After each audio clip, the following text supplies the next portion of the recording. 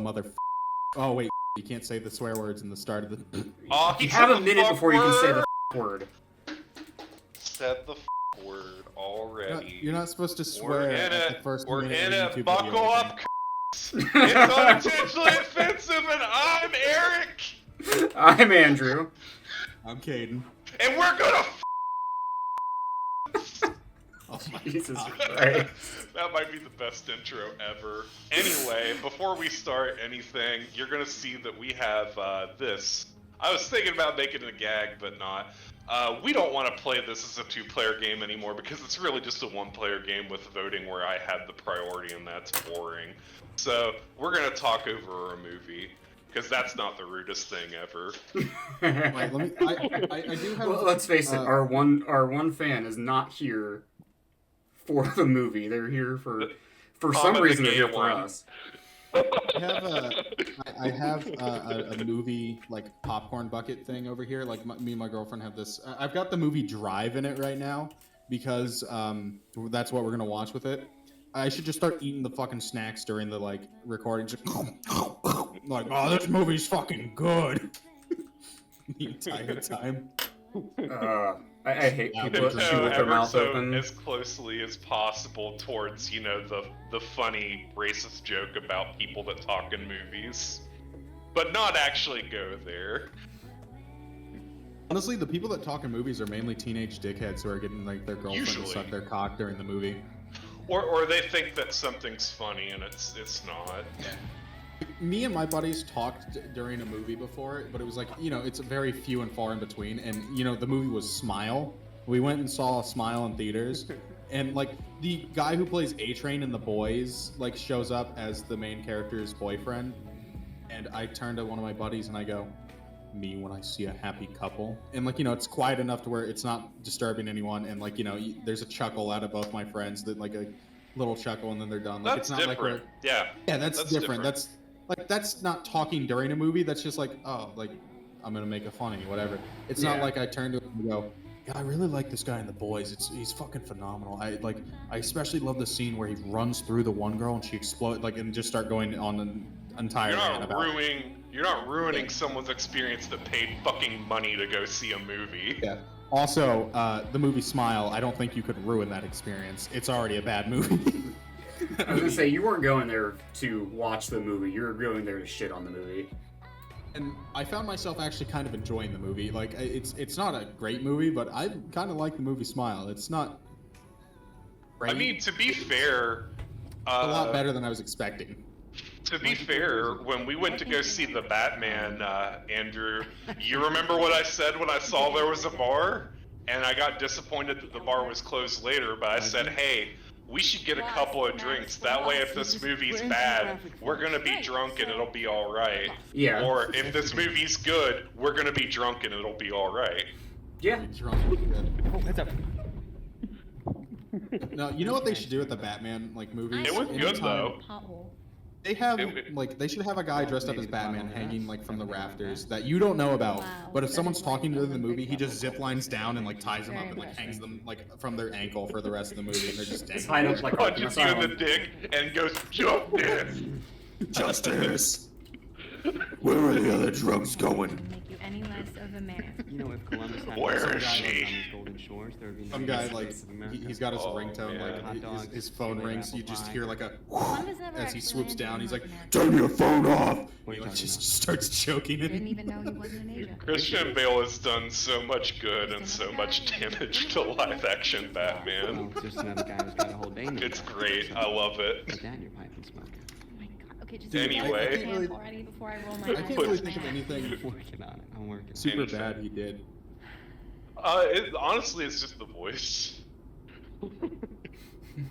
Otherwise, I don't have a problem with most of it. But then again, I decided to not watch The Dark Knight Rises because I really, really hated what I saw in the trailers of that Bane. The normal map. Really, really hated it. The one on the I was phone. wondering what would break. That was so goofy. Understand, I like comics, and that was goofy. I mean, it's a good performance. It Can't just shit on it like too hard. it's just like I didn't like the voice, and I didn't like like most of the time when they do Bane and he's like off the Venom, there's very little room for it to be a good story. Sometimes Yeah, I you guess. get lucky. Sometimes you get lucky and it is a good story, but I feel like more often than not it's a bad story. I feel like when Bane's on the Venom, though, it's usually a dog shit story. I mean, do you not remember, what was it, Batman and Robin? Where Which is he fair. But he didn't speak in like he was just a henchman to Uma Thurman. Uma Thurman. Wait, was Uma Thurman Poison Ivy in that movie? Yes. Dude, I haven't seen that movie in so long. But you know, Can't believe like Kill Bill was in that movie. I can't believe they killed Bill in that movie. Dude, I can't believe Uma Thurman goes up to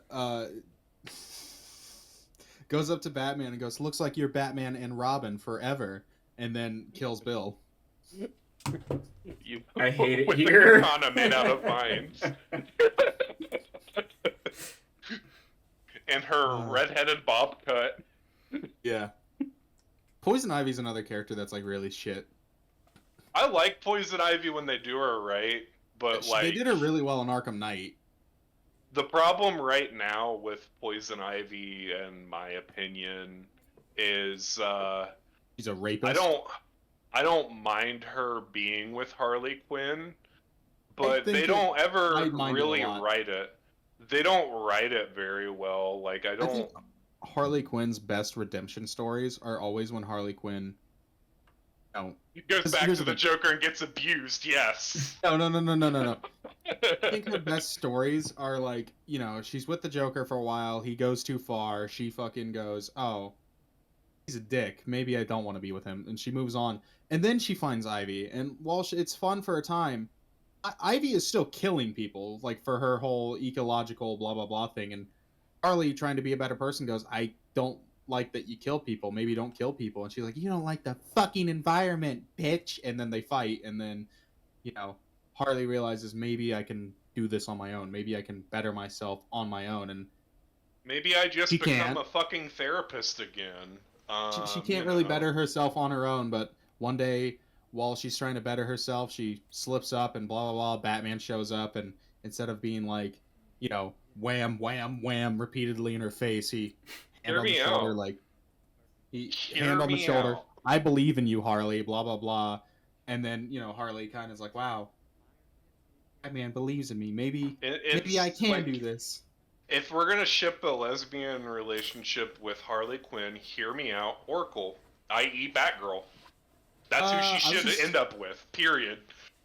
Rob all of the fucking boy wonders. I Do was, it. gonna say, I was gonna say Batwoman or Batgirl, Cassandra Cain, Batwoman, yeah. Yeah. 'Cause That Cassandra wouldn't be Cain's bad.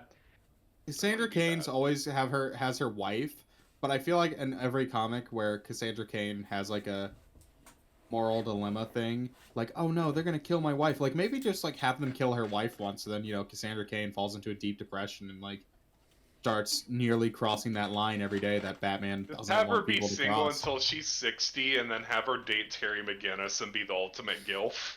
Oh my god. Terry McGinnis canon is like that a real character? Like, is he like? Yes. Or is Yes. okay? That's awesome. I'm glad.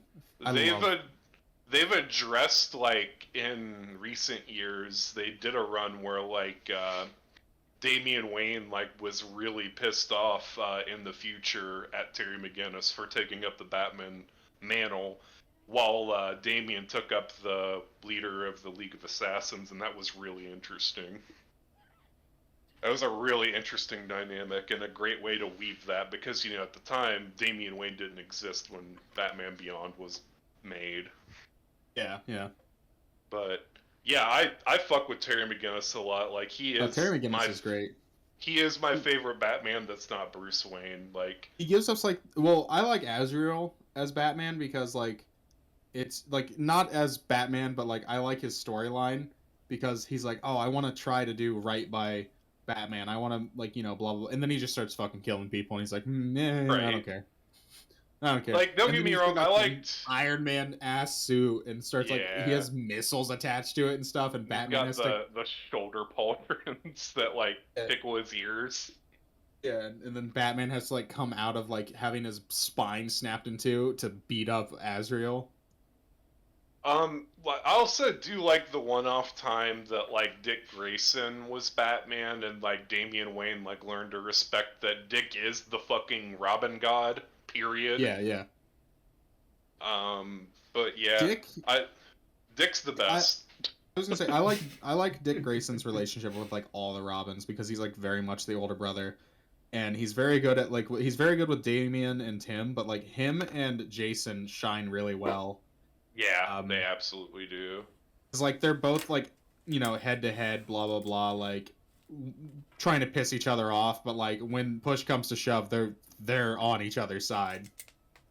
Well, yeah, because like they're the oldest, but they're also the two most polar opposite Robins. Exactly. Like they're really good, and then like when you bring in the mix, like I think the thing when it comes into the Robin conversation, at least for Dick Grayson, for the other cast, like is for them to realize that Nightwing is like by all intents and purposes what Batman should have become. But because Bruce never got past his trauma, like Batman is flawed as opposed to Nightwing is like actually the ultimate version of Batman. Yeah. Like, and that's stated all over the comics a lot by a lot of characters, and it is true. Like, thanks to Bruce, Dick was able to get over his trauma that Bruce never could, and he was able to grow and do that. And it's great. Dick's amazing. Dick real good, even. Did he just say Dick's amazing? That's gay. That's what I heard. Definitely don't take that out of context, viewer. Take everything out of Eric context. loves Dick. Dick is the best. Dick forever. So if all right, if you're talking about Dick Grayson, do you love Dick? Yeah, absolutely. Can I get you saying Can that we you have love that Dick? for a soundbite? No. If you want the soundbite, you're gonna have to go through the VOD yourself, motherfucker. Like that is what it is. No, my favorite is Jason though. I love Jason Todd. He's so. The Red Hood is coming into his own, and I wanna give the Red Hood another 10 years to like be fully established, because like a lot of people kind of forget like the Red Hood's relatively new, like not super new anymore. Yeah, but that's still relatively new. Like I just takes really time. dislike. Like I hate the storylines they do where it's like, oh, Jason like stops killing people, he stops using guns. I hate when they do that. I feel like he's a lot more compelling when he doesn't necessarily want to kill people, but he views it as the right choice to make a lot of the time. But he has a very good moral code when it comes to who he kills. Like if he sees a guy stealing money to like provide for his family, he's letting that guy go. He like whatever, he doesn't care. But he sees a guy like beating his wife, it's just blam, blam, blam, blam. I just started blasting.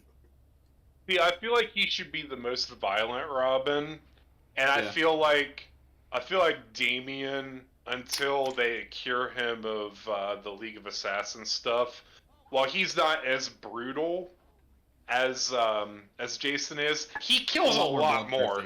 He kills a lot more. I was gonna say indiscriminately. It's like, hey, that person's a real fucking wall in my life right now. What if I just tear down this wall by shoving a katana in their throat? Yeah. Damian kills a lot. And Drake is like the weakest of the Robins. Oh, he's the best detective. He's the best detective, bro, and like I will say, like, that is an aggravation of Batman. Like, people fucking sleep on the best detective, and that's some of the interesting stuff that. My problem with him though is like he has no aspirations. He's just like, I want to be Robin. I want to be Robin all the time. I don't want to be my own thing. I want to be Robin. I want to be Batman's little bat bitch. Like that's fine. It's whatever. Every cause needs one, dude. Damian comes in, and now Tim Drake, a like 27-year-old man, has beef with this 10-year-old because he's like, "You're not Robin. I want to be Robin." Yeah, dude, he's the fucking assistant manager at Carl's Jr. It's great. He's fucking 8 years old, doesn't know what to do with his life. He just knows he wants Carl's Jr. to be in his life forever. Yeah, Leave him I guess alone. so. I want to be Robin. I want to be Robin. It's so funny. He's so like. Anyway, Andrew, let's talk about something you want to talk about. You've been real quiet. I've been really quiet because I don't know a lot about Batman, and we spent like our first 2 episodes talking about Batman. True. Okay, let's shift the subject. Hypothetically, if there was any Robins at Ruby Ridge, it would be Jason Todd. Now let's talk about Ruby Ridge. I don't want to talk about Ruby Ridge. I have a lot of opinions about Ruby Ridge, but I don't want to. I don't want to talk about it today. That's fair. Fuck Lon Horiuchi. That's all I'm gonna say. Don't fuck kids. Anyway.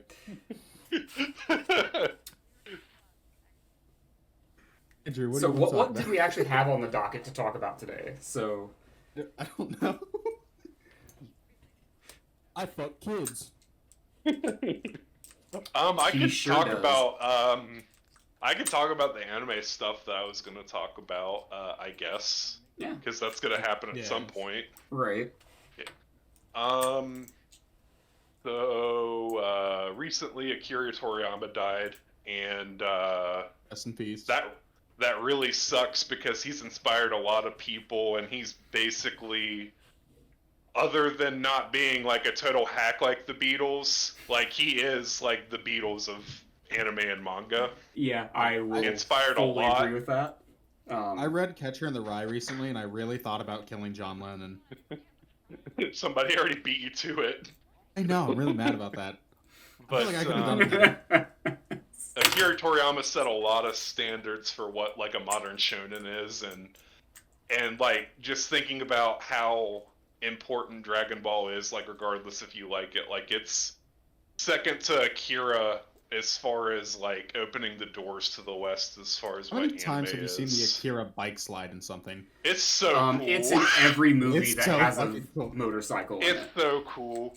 Akira is so cool too, and like, you know, because those two things like opened the doors, you know, you got Cowboy Bebop that was able to come over, Sailor Moon, which isn't my cup of tea, but a lot of people really like it, and you had Pokemon come over, which is not necessarily an anime, like even when it is an anime, but like Dragon Ball did a lot of heavy lifting bringing that stuff over, and like I just want to use this to shit all over a company called Funimation. Before that you is go on that closing tangent, down. I really wish they would redo the dub for Akira, because it's not bad. Yeah, I it's can not agree bad with for the that. standards that were around at the time, but it's Be also It better not can if really they that use- made it good. better, yeah. They could always It make can it better. use modern equipment. It can use Yeah. modern equipment at the very least to have Who's really good voice acting. Who was the love interest, the chick whose like tits you see in the movie? What was her name? Because I already know who I'd want to play her. Matt Mercer. Kaneda.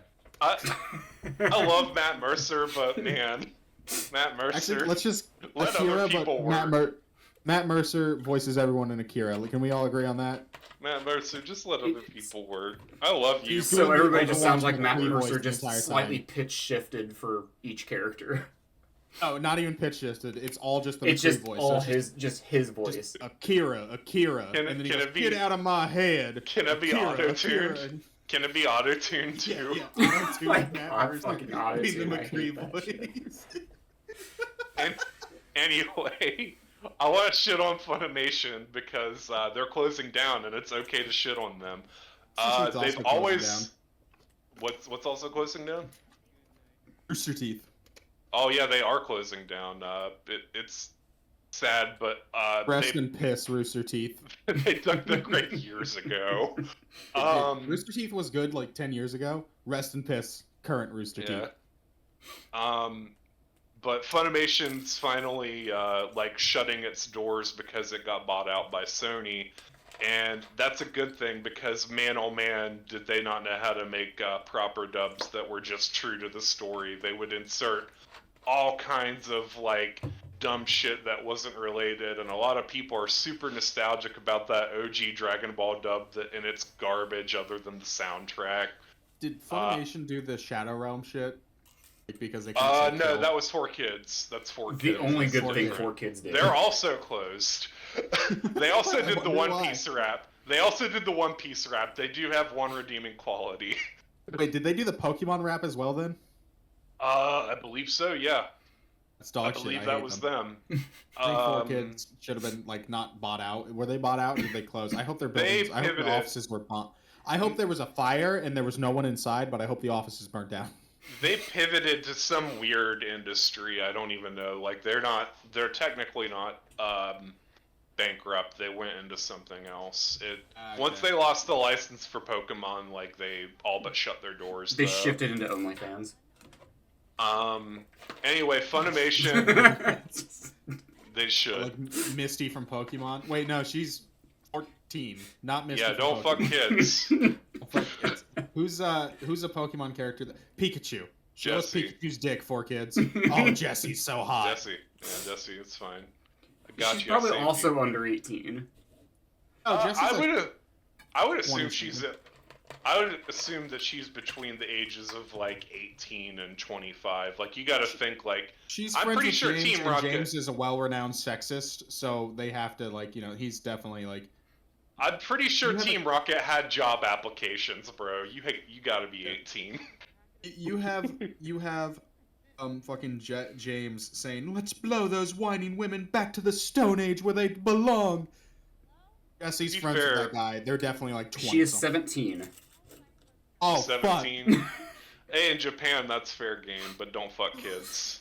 At least not in America. That's the new phrase. Don't fuck kids in America.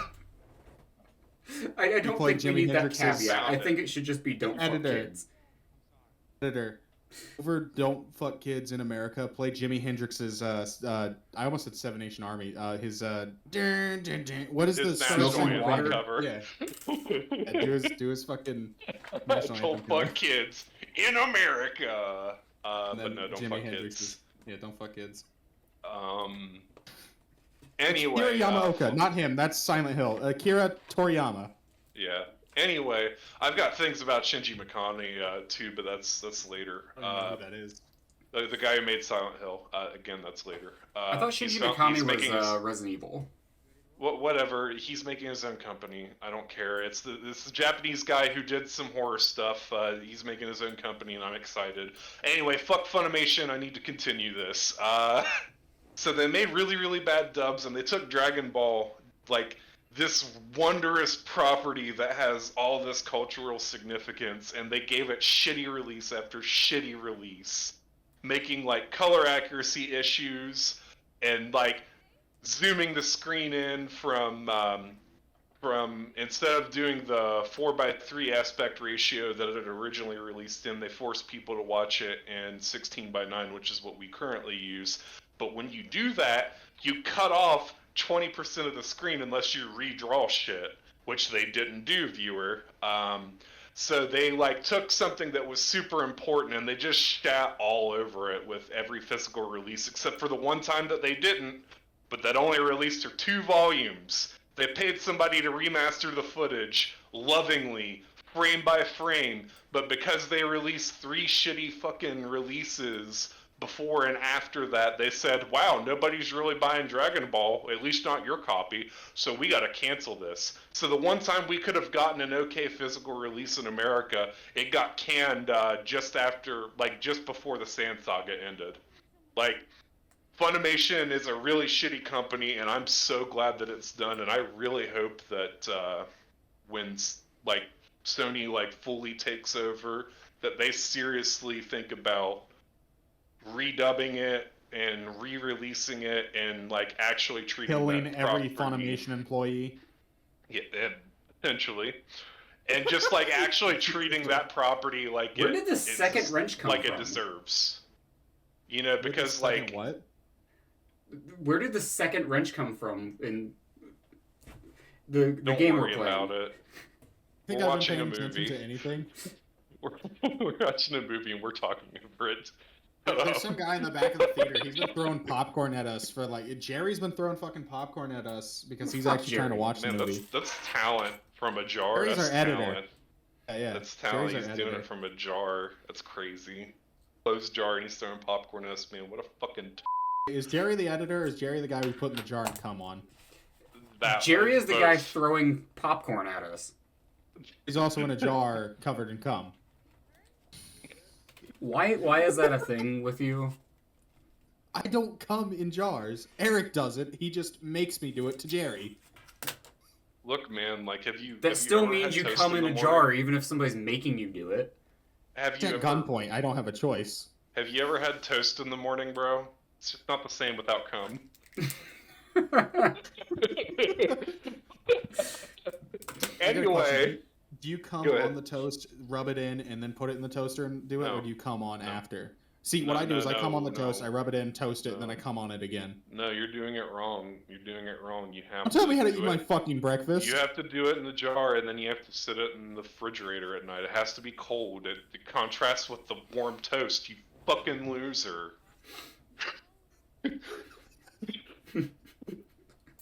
Anyway, I'll segue my anime conversation and continue to the final point of all of this. One, rest in peace, Akira Toriyama, and two, I recently watched Avatar: The Last Airbender all the way through, and it was in 4:3 aspect ratio, and I noticed it once when I started the series, and it didn't bother me. Avatar: The Last Airbender was so good that I didn't care, and Dragon Ball's the same, and it should be that way. I then proceeded to watch The Legend of Korra, which is not as good as Avatar: The Last Airbender. Korra's character is okay. I don't hate her character. I think a lot of people focus on the wrong things in that series, and it peaks at season 3, and it probably should have not done a season 4, because season 4 really, really feels like, wow, they're trying to make these really nice conclusions for all these characters that they didn't really develop for. The only thing I really like as far as side characters, well, I like other things, but my favorite thing is Tenzin got to see his father's dream of restoring airbenders being around in the world, and that was really cool. But the biggest sin that Korra commits as a show is there's 3D animation assets that like are so jarring to the show that you can't not notice them, and that's like, nobody talks about that. Everyone wants to talk about this or that, like, oh, well, they said Aang's a bad dad, and it's like, well, no, Aang probably wasn't a bad dad. The kids are just like remembering Assholes. instances.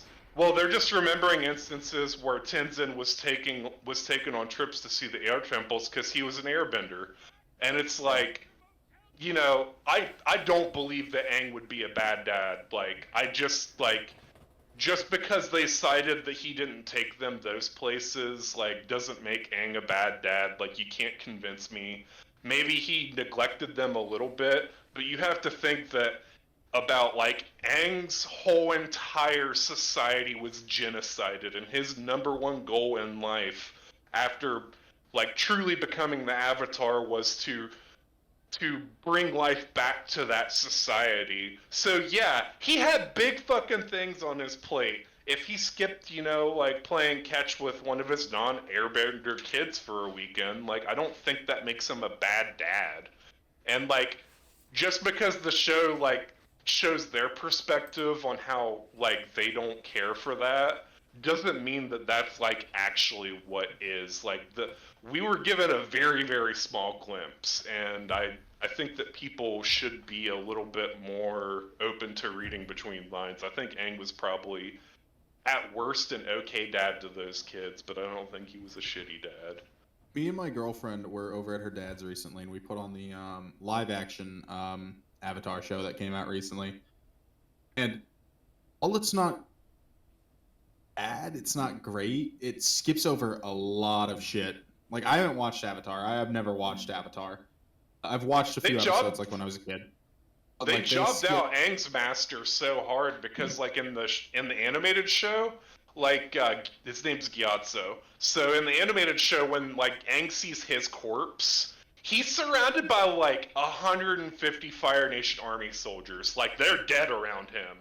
In the live action show, not a single body. Bro, they Not a bodied him single body. immediately. They turned him into a jobber. That's fucked up. That's so sad. But they also like from what because I had seen the King Boomy episodes when I was younger. Those ones I Yeah. remember. Boomy is a dick for no reason. There's a few other things like they skip over Sokka's sword arc. He's just got the sword for some reason. That sword arc's in like book 3, dude. Like it's Yeah, I know, way later.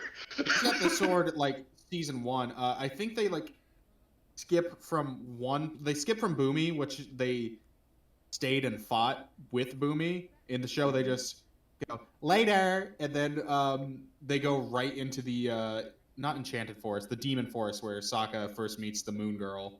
Yeah. Which that skips like 4 episodes, I think, in the show, like from the original. Like that's 4. Like it keeps skipping episodes. Also, there is a really good joke behind like the original series. So like, they don't meet in the woods; they meet in the northern air tribes, like city. Well, not air tribe, but water tribe. Anyway, my funny joke is, so she's the princess of the Water Kingdom, and she ends up becoming the moon. So Sokka got the whole ass moon wet as fuck without being a waterbender. Oh my god! Fucking love it. Another thing though about that shit is, God damn it, you made me lose my train of thought. That was a good joke. That's an original joke. That's mine. I know. I said that's a good joke. It's great, and I'm proud of it. Proud of it. All the shit they skip, right? They skip too much shit. Blah blah blah. What the fuck was I gonna say? Son of a bitch. It'll come back. My problem with live action adaptations as a whole is like, even if they're good, they still have to sacrifice so much to be good. They Just have to remind me. Go ahead. They removed all the sexism from Sokka, which was an integral part of his character. I'm not saying sexism good. I'm not rooting for but I love sexism. It's good that he got past it. He overcomes it. He overcomes being a sexist prick because he's like, these girls, they're girls. What are they gonna do in a fight against me? And they whip his fucking ass. And he gets his ass handed to him time and time again. By girls constantly, and he like Toph, right? Toph is not only blind, but a little. Toph's a god. No, Toph's like basically a god. Like, dude, I fucking she's love so Toph. amazing. Boulder feels conflicted about hitting a young, small, blind girl. What's the matter, Boulder? Scared? The Boulder is over his conflictions and ready to pound you. It's like you have to think at 12 years old, Toph can do earthbending on the level that like the badger moles can, which are the original earthbenders. So she can do that, and she could see with her feet because she's blind, and that's cool in of itself. But then she just says, metal is a lot like Earth. In fact, it is Earth, and if I just focus really hard, she just invents metal bending. Like, and she sees secret tunnels underneath the Earth, and she's so helpful in the last fight. I was actually happy that they had that in the show. They had the secret tunnel song. Yeah, that's cool. Awesome. That was cool. And I'm glad that they did. Also, Iroh, they kind of ruined Iroh. They made him more of a dick in the show, the live action, for no reason. He's a very nuanced character in the original. Yeah, Iroh, a very I was a terrible person because he's committed war crimes. Dude, Iroh literally for genuine 3 shit years, person. For basically 3 years, terrible. He sieged Ba Sing Se. Yeah. He sieged them, which means he killed hundreds, if not thousands. Yeah, like he kills so many people. Lot. And he does this, and then he loses his son, and he's like, "This is what I've been doing to people. This." Well, is what so I've here's done. the thing. I've been thinking about that too, lately.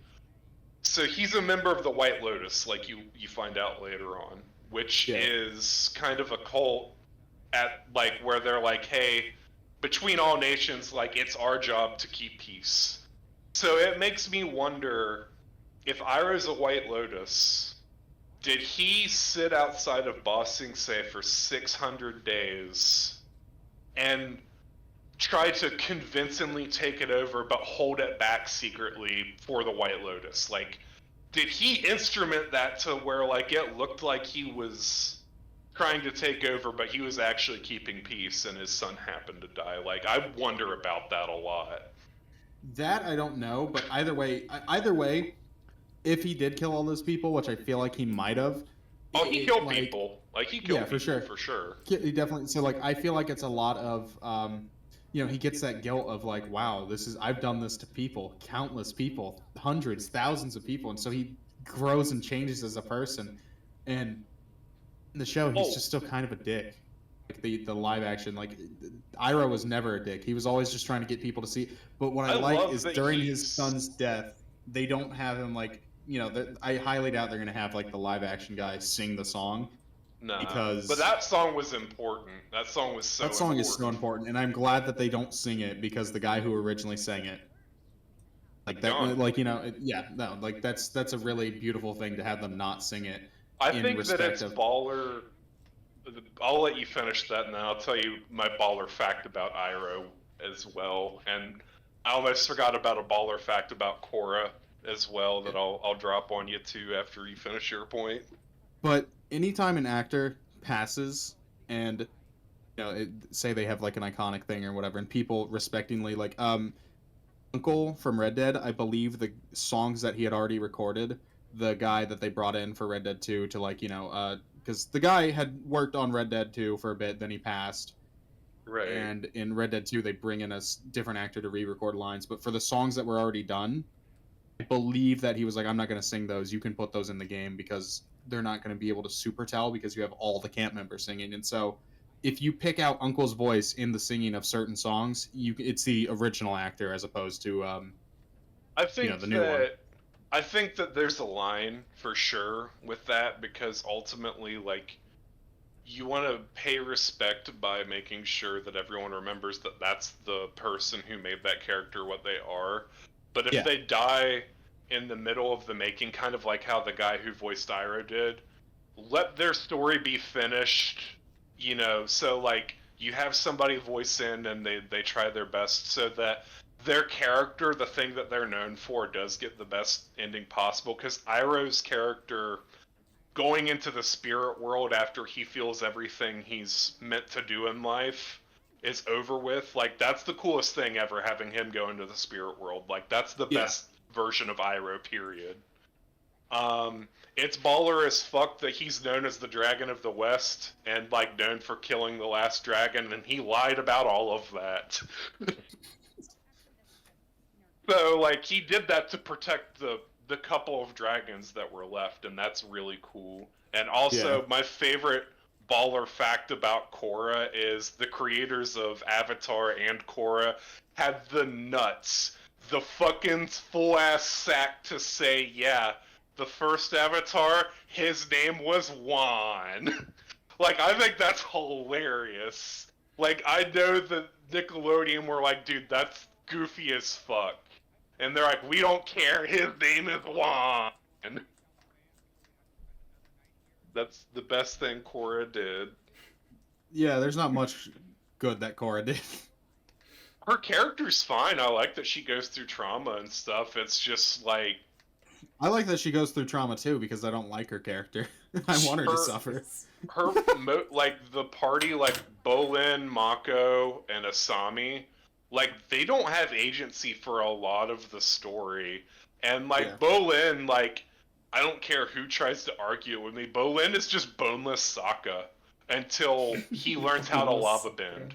Like, he doesn't add anything. He's just boneless Sokka. Like, he like had a crush on Korra and then he got cucked by his brother. Like, that, like, boneless Sokka. Yeah. Sokka would never. Oh, speaking of animated shows, I watched Critical Role recently. Yeah? You mean Vox Machina? Yeah, Vox Machina, Critical Role. Like Yeah. And as much as I really like the Vox Machina characters, I hope when they wrap up the story of Vox Machina, they do another season of, like, the Critical Role animated stuff with the Mighty Nine, because as much as I love the Vox Machina crew, like, they're all such good characters. Caleb, Knot, and Jester, like, that's just 3 of the Mighty Nine, are so fucking awesome. I love, like, have you watched their campaigns at all? I have watched Vox Machina, and I've watched, like, the character creation, or, like, the first episode of Mighty Nine. I stopped watching that after that, because there's just so much content. So much content. if There's a you lot of get content. caught left behind in Critical Role, it really left behind for does. It really does feel like that. Yeah. And again, my favorite thing that Critical Role ever did was establish Geek and Sundry, which gave people from the Vampire the Masquerade brand, i.e., Jason Carl as a storyteller, a platform to tell a really, really good story in Vampire the Masquerade with LA by Night, and then a continuation, sort of, with New York by Night. Like, that's my favorite thing that Matthew Mercer facilitated. We need to start getting in on that game. Like, Dude. Actually, like, making our characters and start playing. Yeah, like I love Vampire the Masquerade and World of Darkness as a whole. Like that, like it's interesting. Like Jester, she's voiced by I want to say Laura Bailey, and Caleb is Travis Wynham, and then Not is the guy who plays the Bard in Vox Machina. I don't remember his name, unfortunately. Sam Riegel, isn't it? Maybe I don't remember. He's the guy who plays Scanlan. I know that. Yeah, he plays Because Scanlan. the joke on the name is they're not the Brave.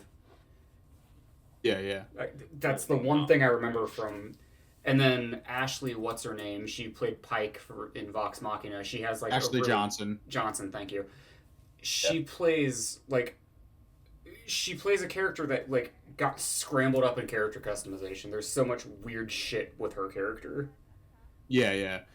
But there's like, I watch a lot of the animated bits as well, and like, so it really accentuates the characters, like the ones that people do fan made and shit. And like one of my favorite ones is the one where it's, like Caleb, Travis Williams' character, knocks on the door and he's like, oh yeah, were you going to bed? And like they're like, should I not? And he's like, oh no, I felt rude because you bought a book for me earlier, and I kind of threw it out, so I'd like to read it, but only if you're going to bed. But the entire time, Jester is like, from what I remember from her character, she reads a lot of smut because her people don't really interact with human people, so it's the only way she can like learn about the outside world is through pornography. Porn. Yeah, cool. I love that. All right. So she cool. she as he knocks on the door, she like waddles up to the door and opens it. She goes, "Caleb, what are you doing at our room at this late hour, Caleb?" And like they both go, "You've been reading too much smut." I do have a story about one of the times I played D&D based on Vox Machina. Eric and I have a friend. I'm not gonna say her name on the show for privacy reasons. Yeah, her name is Ashley Johnson. Yes, we were close personal friends with Ashley Johnson. Wink, wink, nudge, nudge. Oh my God, you guys are in a trade on Ashley Johnson. Anyway, cannot confirm or deny. Anyways, did you make her dress up as Ellie or Pike? Yes. Made her dress up as your mom.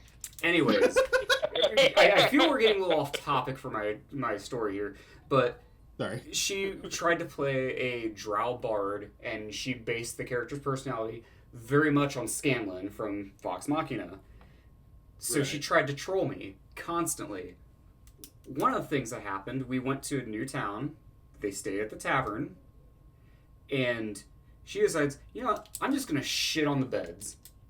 So I'm like, okay, yep. Roll a fucking, I don't know, Constitution saving throw. So she does, and as soon as she rolls the dice, you know what, I don't want to shit on the beds anymore before she even gets to the result. And I'm like, okay, roll another one. She's like, wait, what? You rolled to do the action, now you're going to roll to undo the action. And she critically fails. She rolls a 1. So I'm like, okay, well, you try to stop yourself from shitting on the beds, but you can't. You have explosive diarrhea all over the beds. So she's like, oh shit, oh shit, oh shit, oh shit. I have to hide this. So, and this is where I get really dickish, because I don't know if any of you have played old point-and-click adventure games with moon logic in them before. We will play one on the channel at some point, because those are my childhood. She's like, okay, I'm going to take the bed sheets, wrap them up, and I'm going to throw the bed sheets out the window. Like, okay. So you're going to do it in that order, right? You're going to wrap it up and then throw them out the window, right? It's like, yeah. So, okay, so you do that, but you didn't open the window. So you just throw the bed sheets at the closed window and you get shit everywhere.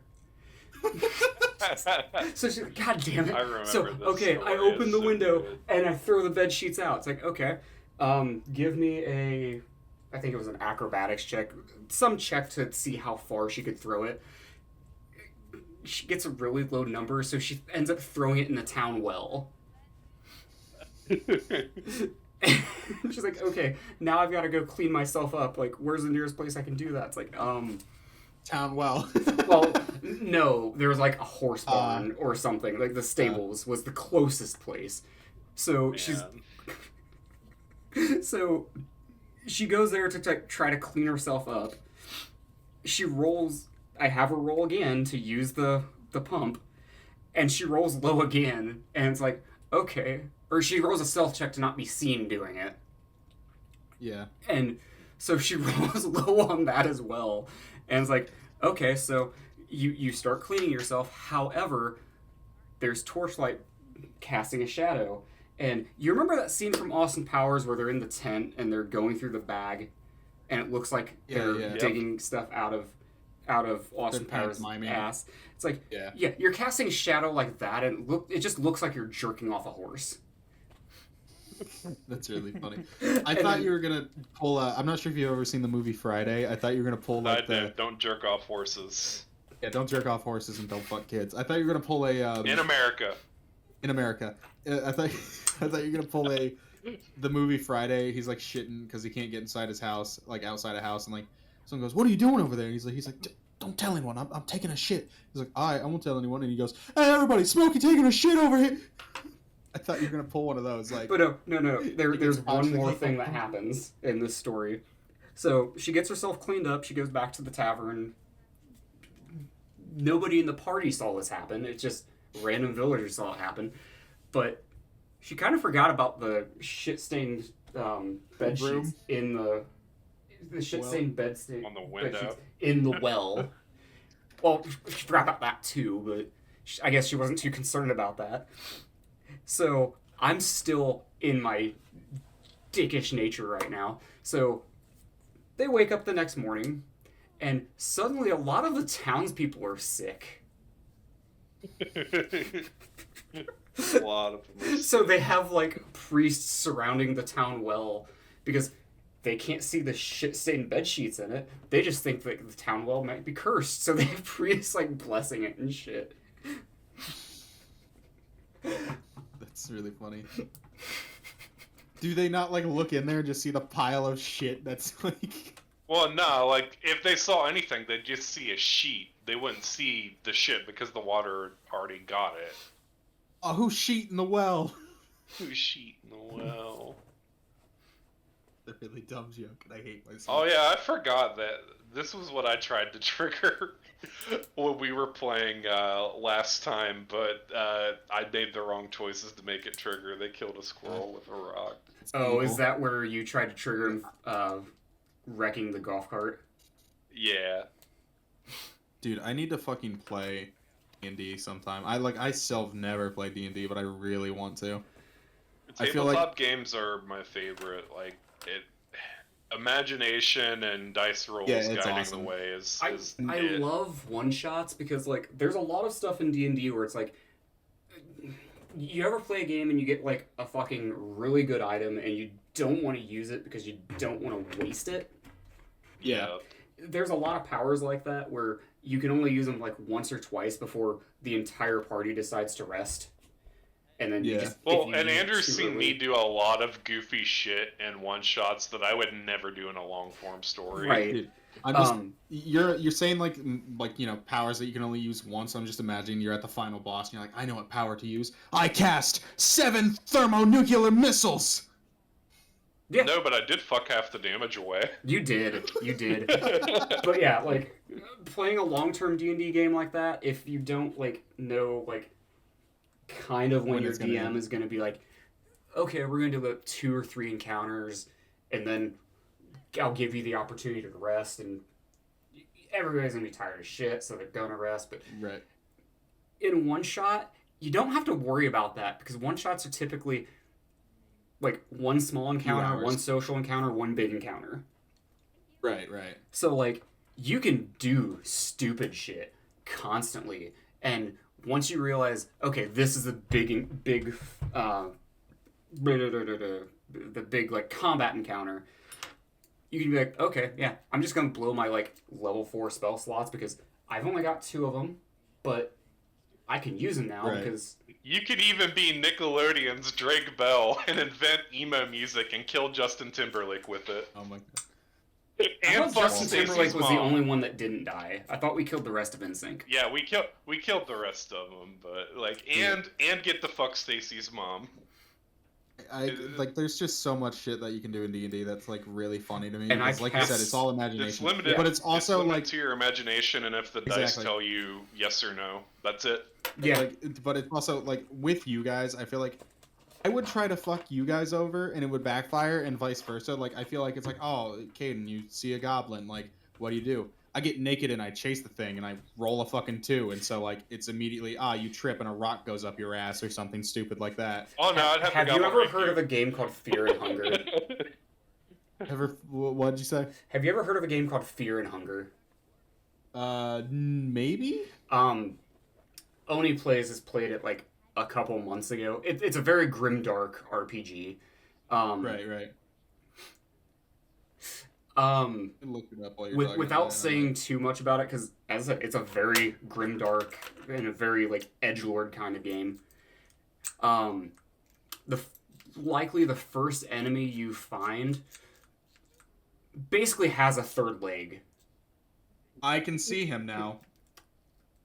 I googled this game and the stinger is pulsating. Yes. He's just got a huge dick.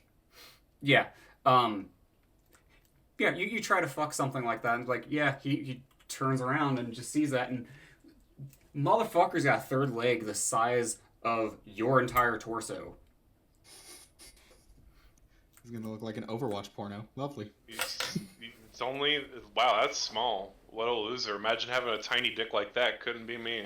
Dude, like I take damage not from getting hit or anything. He's just like, wow, tiny dick having ass bitch, and like I'm just like, That is a thing. Ow. It's called vicious mockery. Yeah. you lose 50. You die instantly from the insult. He said you had a small dick and you die.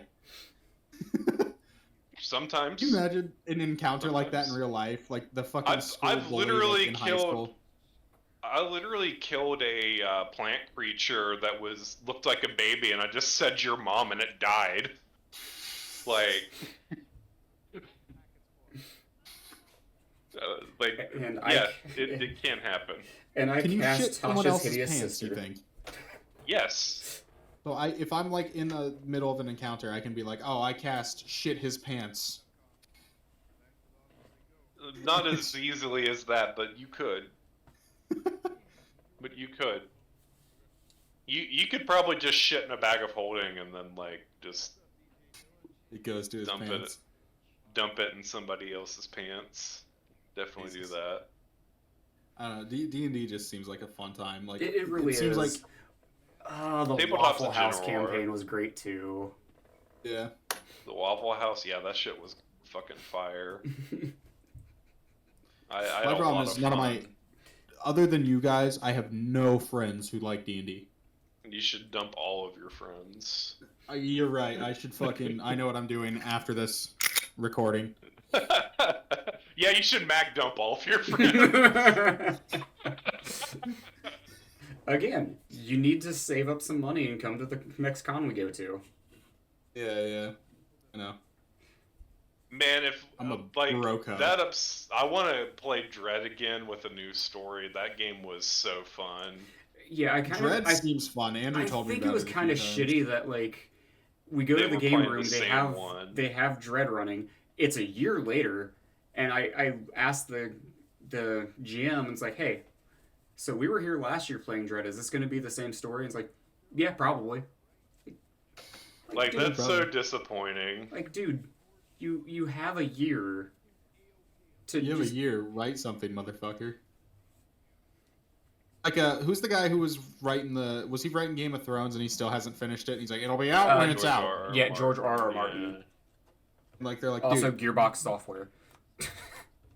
they're like, dude, George R. R. Martin, you're like 900 pounds, you're like 70 something, you're gonna die soon. Please finish the goddamn book. And he's like shoving a 5th cheeseburger into his mouth this like 10 in 10 minutes. He's like, it'll be out when it's fucking out. It's like, here's the thing about that too, right? Like, if you just don't want to finish it, if you just hate like what it's become, it's okay to say that. Like, yeah. be honest with people. I mean, dude, the fucking guy who wrote Dune wrote a book that said Paul is bad, and then the sequel to that book is I guess I wasn't clear. Like, like people keep like looking at like I don't like Dune. I think the movie sucks. I never read the books. I have no aspiration to because I hate Timothy Chalamet or Timothy Chalamet or however you say his goddamn dumbass French name. I don't think he's a good actor. I think they hired him because he looks pretty. Same thing with Tom Holland. There's a lot of actors I hate because they're pretty, and you can call that, oh well, maybe you're projecting because you think you're ugly. I'm beautiful, bitch. But I just think that Says actors you. should. He does in fact look like Dave Mustaine's kid. I don't know who it is, but I feel insulted. Anyway, my thing is I feel like actors get hired nowadays because they look good. Like, look at Dave Arkansas right there. How do you say his Dave David Arquette. He's an ugly man. He's a good actor. To be fair, he wasn't ugly in the he 90s. wasn't ugly. But they're still casting him shit. And, like, you know, he's aged. He's not very, he's not conventionally attractive. That's fine because he's a good actor. I don't need my actors to look like 10 out of 10 studs. Like, if they're a good actor, then let him be a good actor. I mean, Chris Hemsworth used to look all, like, jacked and hot like he does for Thor. Like, in Cabin in the Woods, he's a decent looking guy, but he's nothing to, like, fucking cough at, right? He's so good in that movie. He's good in many other movies where he's not, like, the most attractive guy in the movie. I can't think of any other like examples like right now of like you don't have to be pretty to be a good actor. My problem is that a lot of pretty people only get hired because they're pretty, and then they're not good actors. Zendaya, who I don't even think's attractive. Tom Holland, not attractive. Both shit actors. Timothy Chalamet, shitty actor. But like oh, let me hire them because they look hot. No, hire motherfuckers who look like Dave Bautista because he can actually act.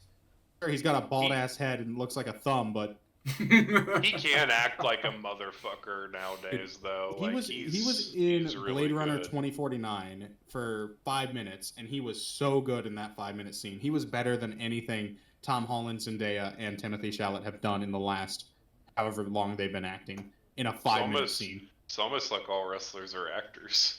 Well, yeah, that's okay. Fair. Like, to be fair, not every wrestler transitions well into film.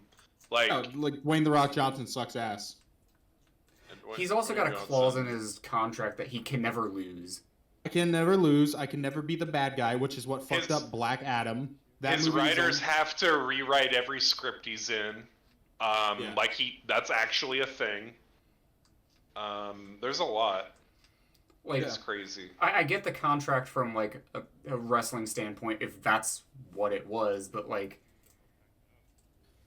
movie scripts are not made for the ring. They're made for a general audience. Like, you know what one of my biggest problems is though with a lot of modern actors is like in superhero films, like remember Tobey Maguire, like he took off his mask a decent amount, but he would keep that shit on for a long ass time, like still like while in scenes and stuff. Like, yeah, they'd remove it to show his face or whatever. I hate that actors feel like they need to have their face on screen at all times. Like Tom Holland constantly has Halo. We talked about that already. We talked about Halo, but Tom Holland always has his face. Like Spider-Man's always removing his mask. Spider-Man hardly removes his mask in comics and stuff, right? He like the superheroes don't tend to remove their masks. You know what's a good example of a character staying in character? You ever seen the movie Dredd with Carl Urban? You don't even know that that's fucking Carl Urban because of that big bulky ass helmet, and he keeps that bitch on the whole movie. The only time he doesn't have it on is at the start, and you don't even see his face. You see him put it on, and he's such a great actor, and he's just using his mouth. Also, RoboCop. Shout out to RoboCop. Yes, you do see his face in the original movie and all of that, but it serves a purpose in the story. Yeah, it's not like You see his he's- face because you see the life that he had before he was trapped in that metal cage. Yeah, exactly. It's not like oh, let me remove it every time like I'm on screen and not fighting. Yeah. Yeah, you see him when he gets blown away, and like right before they put the actual helmet on his face. Yeah, and Yeah, then which a is little super bit at the end, I unsettling think. because his face is like grafted on this like metal wire It's like thing. stretched, like ugh. It's so unsettling. It's so cool. Like, nothing ruins a badass character more than knowing what they look like under the mask 9 times out of 10. Like Captain Rex Man. is a badass character, and he keeps his helmet on a lot. And when he takes it off, it's I'm gonna he's circle. fine, like because all the clones look exactly the same. It's not like, oh wow, it's a big Yeah. reveal. But like Master Chief, not knowing what he looks like adds to the character. I'm gonna that... circle back to Avatar: The Last Airbender. You do not see Ozai's face until Book 3, i.e., the last season of Avatar: The Last Airbender. It's always covered in shadows, or you see like just his mouth, like, and they don't show what he looks like until like Zuko like reunites with him, and they make that an emotional scene for Zuko, and that was masterful. Then meanwhile, you have Johnny Gat in the live action playing him. Yeah, like immediately you see what. Well, like not only do you see that, but you immediately see what Sozin looks like, and you don't see what Sozin looks like until Roku's like, "Yeah, we actually were best friends, and I couldn't bring myself to kill my best friend, and I didn't think he was gonna go this far," and like that was important. Yeah. Like you need like for face reveals, like for certain characters, you need to know It needs like to be impactful, right? Like, yeah. I you think need to know when to Mandalorian hold does it. it well because Pedro Pascal shows his face a decent amount of times in the Mandalorian, but it's like only to highlight how significant it is that like the scene To their where culture. yeah, exactly. Like the scene where the robot's trying to take his face off and he's like, if you don't get immediate medical attention, you'll die. And he's like, well, at least I'll die with my creed. And he's like, well, your creed states living beings. I'm a robot. I'm not technically living. And that's the first time you see like that Yeah. highlights how important his creed is to him. And then later on in the show, he has to remove his helmet to do the retinal scan thing, blah, blah, blah, in order to save Gragu, this being that he's come to care for so much. And so, like, he takes off the helmet to do it, and he feels he's betrayed his creed, right? He like, someone saw my face, blah, blah. So many people saw my face in that moment. And Right. Bill Burr in that scene hands him the helmet, and he's like, hey, I never saw your face. Like, like, and that's a really good connection between them. And the best moment he removes his helmet is when he's with Luke Skywalker's mom. taking Gragu back. Yeah, he's with my mom. Luke Skywalker's taking Gragu back, or not taking him back, but taking him in. And Gragu doesn't want to go, and so Djarin removes his helmet to symbolize, hey, you got to do this. This is your path, kid. Like, this is like, it's such a gut punch moment because it's the first time Gragu sees Din Djarin for his face and whatnot, and like it's him basically signing away his creed to protect this kid that he's just come into, blah blah blah. Not just come into, that sounds bad. Don't come into kids. In You America. know what I mean. Jesus, I just Yeah. came back to that. In Space America too, that does count as well. Yeah, but we, like every time he removes his helmet, it's very impactful to the scene. It's not like Spider-Man where every 10 seconds he's like, let me take off my helmet, let me take off my mask. I can't think of many superhero movies that like either negate the mask like altogether or like Deadpool. Deadpool doesn't take off his mask, which that much in the movies, but that doesn't really count as being fair because like he's got a shit ton of makeup on underneath that, like whenever he has his mask on. You can still tell it's Superman- Ryan. Superman's had that Ryan goofy Reynolds, Clark though. Kent mask on since the 40s. Oh, yeah. Dude, Robert Pattinson, you hardly see Robert Pattinson in that movie like without some sort of face covering. There's like a very finite number of times where it happens. There's mask and then there's crying mascara. Yeah, but, there like, is even when no he's got the Robert crying- Pattinson face. When he's got the crying mascara on, he's also like got like a scarf covering it and a baseball cap and like shit. Like he's still got his face covered so that way people don't know it's Bruce Wayne. The only Yeah. scene that I remember him like just being Bruce Wayne is when he went to the funeral. That Like- one and the one where he's got the glasses on and he's talking to Alfred, like, it's like Yeah. daytime and he's like squinting Yeah. because it's bright out.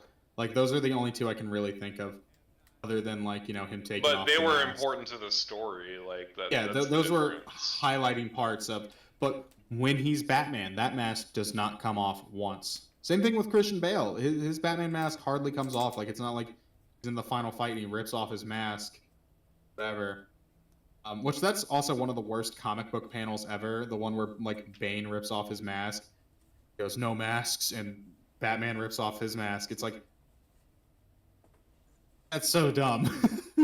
Like, I get that it's meant to be like, oh, it's an answer to the whole, oh, well, is Bruce Wayne the mask? Is this the mask? Blah blah blah. It's like, Bruce Wayne is not the mask. Batman is definitely the mask. Bruce Wayne is who Batman truly wants to be. Blah blah blah. We've talked about Batman all enough. Jim here. I'm Carrey trying is to think the of other mask.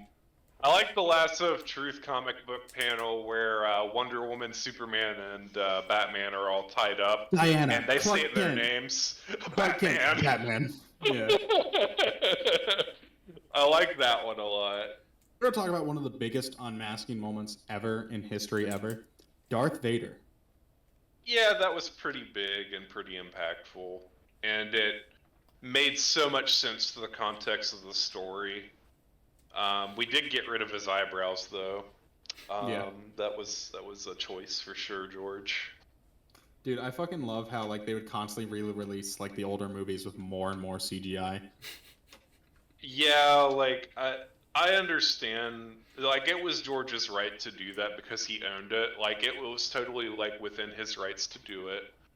I just like I see it from a perspective of he had an original vision that he wanted to put out, but he got way too liberal with it. Like, I feel like it would have been a lot more well received Dude, if the he Han only Solo scene. Yeah, but it would have been a lot more well received if like the changes that he made, like if he put the bulk of them in 1 or 2 releases and like it wasn't super jarring, you know? Yeah. As Dude, I would opposed love to like for he George made like Lucas 6 to- or 7 releases that were different. I would love for George Lucas to finally release his like favorite version of the Greedo scene where Greedo stands up from the table, flops his blue cock on the table, and Han shoots him. Now, do you ever see the joke edit of it where I'm having a hard time explaining it, but it's an edit of that scene where it's like Star Wars released in like 2060 or whatever, and it's literally like every quarter of a second you just see a blaster shot go right past Han and then go right past Greedo and then go right past Han. That's really funny. I'll Yeah. say this. The biggest thing I don't agree with, and there are things about those edits that I don't care about either, but specifically the Han shot first, like, and Andrew and I have talked about this before, like, in private. I really don't like the change that Han, like, doesn't shoot first. Like, Han shooting first narratively makes so much sense. 'Cause he's a And- scumbag. Yeah, Yeah, like, an he's asshole. not He's had a his smuggler. character arc He's yet. not a good He's on the character. run. Well, he's a good character. on He's not the- a good person. Yeah, he's on Yeah, the he run is. and he's on edge, and like he hasn't had the good guy moment yet. Like, it's okay for him to make To be a mistakes. shithead. Yeah, it's okay for him to make mistakes and be a shithead. Like, So another edit that I don't like is why did like the originally it was just an ambassador of Jabba the Hutt that like came in to be like, yeah, Jabba's real fucking mad at you, bro. And then in the like other thing they edited it and Jabba the Hutt like coming in and talking to Yeah, like, Han Solo. yeah, It's like, that if was- Jabba's there, why doesn't he kill him? You that know? breaks things. I will say the Star Wars song in Jabba's palace. I understand why people hate it, but there's a part of me that loves it because it makes so many people angry. I hate it because it's annoying, but it is an earworm. Yeah. It's like Yeah. how I fucking hate Grease. Like, those songs all slap. I fucking hate them, though. Dude, fuck, what was the song? I have an earworm. You know what song I have stuck in my head recently because it's an earworm? Fucking Katy What's Perry's that? California Girls. A lot of Katy Perry songs are just earworms. Are we, how long have we been recording? About an hour. We're gonna get to the part. It's Okay. gonna be a little bit. But gotta use if the you need to bathroom. get some Is he gonna Wawa or fuck get those some watermelons? PP done. I gotta use the He bathroom. was I'll talking be about back. putting a hole in one. Hey, What, look, like one? leave them alone. Let him fuck the watermelon. He lost his girlfriend. It's a hard time for him. He's got to salt that melon. Which, like, side note, like people who put salt on their watermelon, like I don't like it. Like my mom does that shit. Oh. Like it makes it taste so good, and I'm just like, no, let me taste watermelon. My mom puts salt on cantaloupe. Yeah, and it's like I like this fruit, but now you've desecrated it. It doesn't need salt. Absolutely does not need salt. Like, I don't like watermelon to begin with. I don't think salt would improve it. Is it cantaloupe the old people call muskmelon? What the fuck is muskmelon? I don't know, but yes, that is. Old people say that, and I don't know what the fuck muskmelon is. It's weird. Growing up, that's what I always called it, was muskmelon, and then it's like, no, they're called cantaloupe. Why was it? I'm Googling this shit. You're Googling it? These are things that we have to know. My favorite old person term for anything ever, though, is when nasty old men call an ass a turd cutter. Like, that's, like, unironically, like, the funniest thing ever. Dude goes, look at the turd cutter on her. I'm like, man, you just turned something sexy into something that's not sexy. So, muskmelon refers to American cantaloupe, Damn, that's weird. and cantaloupe is European cantaloupe. That's so stupid. Hey, Andrew, European. Aiden is. Good night, folks. When he gets back, we should tell him that we stopped recording. Don't stop recording. That's a good one. I like it. We're gonna do it. Actually, we changed our minds, bro. I do, in context, want to get to the part which The reveal. shouldn't be too long. For the title, shouldn't be more than an hour or so. We'll make this one a long one. We've been gone for a long time. Yeah, I mean, we're only at like an hour. yeah. Our episodes are typically like 2 to 3, so.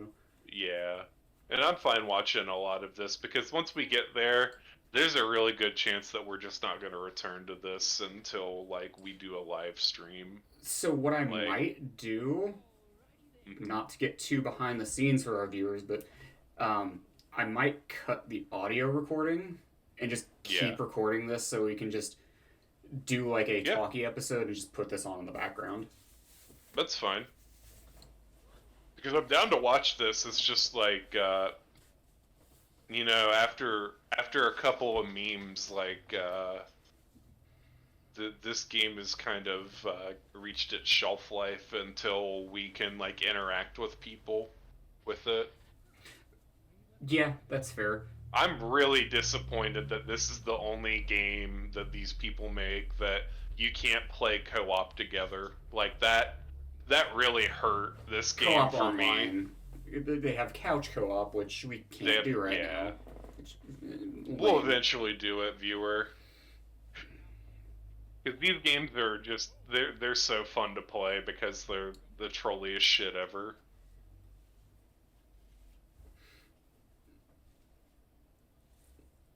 But yeah, like Bro wants to go hiking.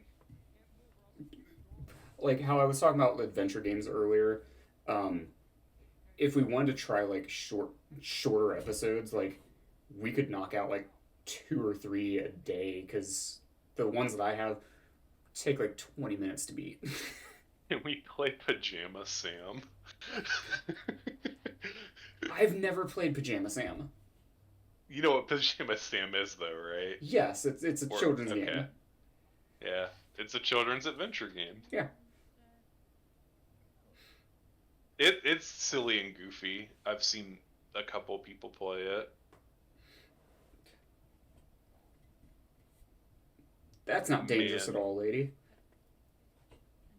I love when people play with guns that don't like know anything about guns, because it's like, hey, like we really need you to put this down so Ooh, we can teach you some things Story. real quick. Speaking of which, story. So I am a responsible gun owner. Allegedly. Last he is. last year ish, I forget when I got my revolver, but I got a revolver, and my niece's fiance, he's also a gun nut. We were going over to my brother's place. All of us were getting together for, I think, for Christmas or Thanksgiving last year, or no, the previous year. Fucking time. And he wanted to see it. All right, sure. So I packed it up. We went to my brother's place. I was not traveling with any ammo in it. Didn't have any rounds to shoot because we're in like an actual neighborhood out there.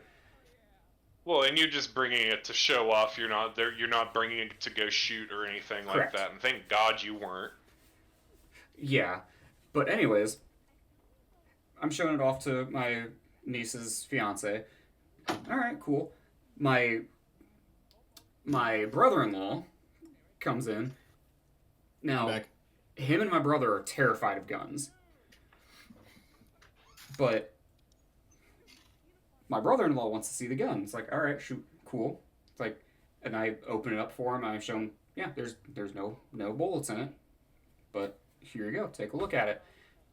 He picks it up, finger in the trigger guard, and he immediately runs to show my brother, and he points it at him. And he doesn't understand why me and my niece's fiance are pissed at him. Because my brother didn't know the gun wasn't loaded. Right. He should have assumed, but still, it's Things a gun happen. pointed at him. Things It's a gun that was happen. pointed Gun at him. was That's pointed at him. all he knew. So Yeah. he's freaking out. Me and my niece's fiance are pissed at him. And he's like, "What'd I do?" It's like, "You pointed a gun at my brother." It's like, "Well, yeah, but it wasn't loaded." It's like, "Did he know that?" It's like, The first rule of Never gun point a safety- gun at something you're not willing to destroy. yes. The first rule of gun safety is to treat every firearm as if it it's were loaded. loaded. The second rule of gun safety is don't let Lon Horiuchi around a sniper rifle ever again. The second rule is everyone that has a garden gnome that isn't doing a full moon, you need to break in those houses and end those people. You have a garden Severed gut. gnome doing a full moon. I'm pipe bombing your fucking. I'm not. I'm not. Someone's pipe bombing. So you deserve to be pipe bombed.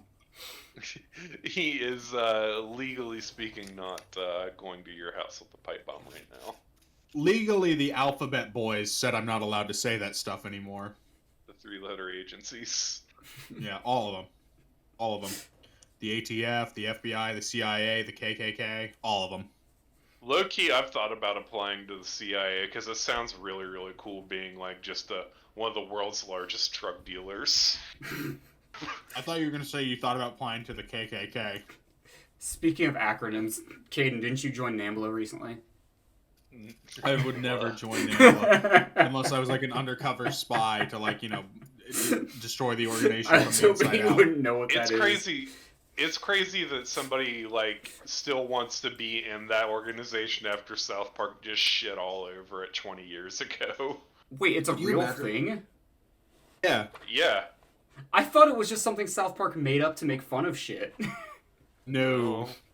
Could you imagine, like, if I was an undercover spy at NAMBLA, I'd be at like one of their meetings. I'd have a hat on that says Chomo, and a shirt on that says Pedo and Proud, and I would just raise my hand like during the meetings, like, any suggestions? I'd raise my hand. What if we didn't fuck kids?